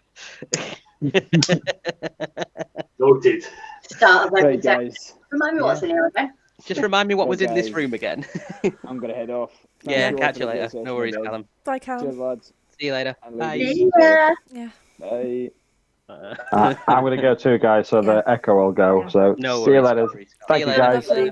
Lovely. Bye. Bye. Bye. I'm going to head off as well. No worries. Good luck for tomorrow, Ali. And then we'll come back on. Yeah, Good luck for tomorrow. Oh, thank you. No worries. And thanks again, Graham. No worries. Bye. Bye.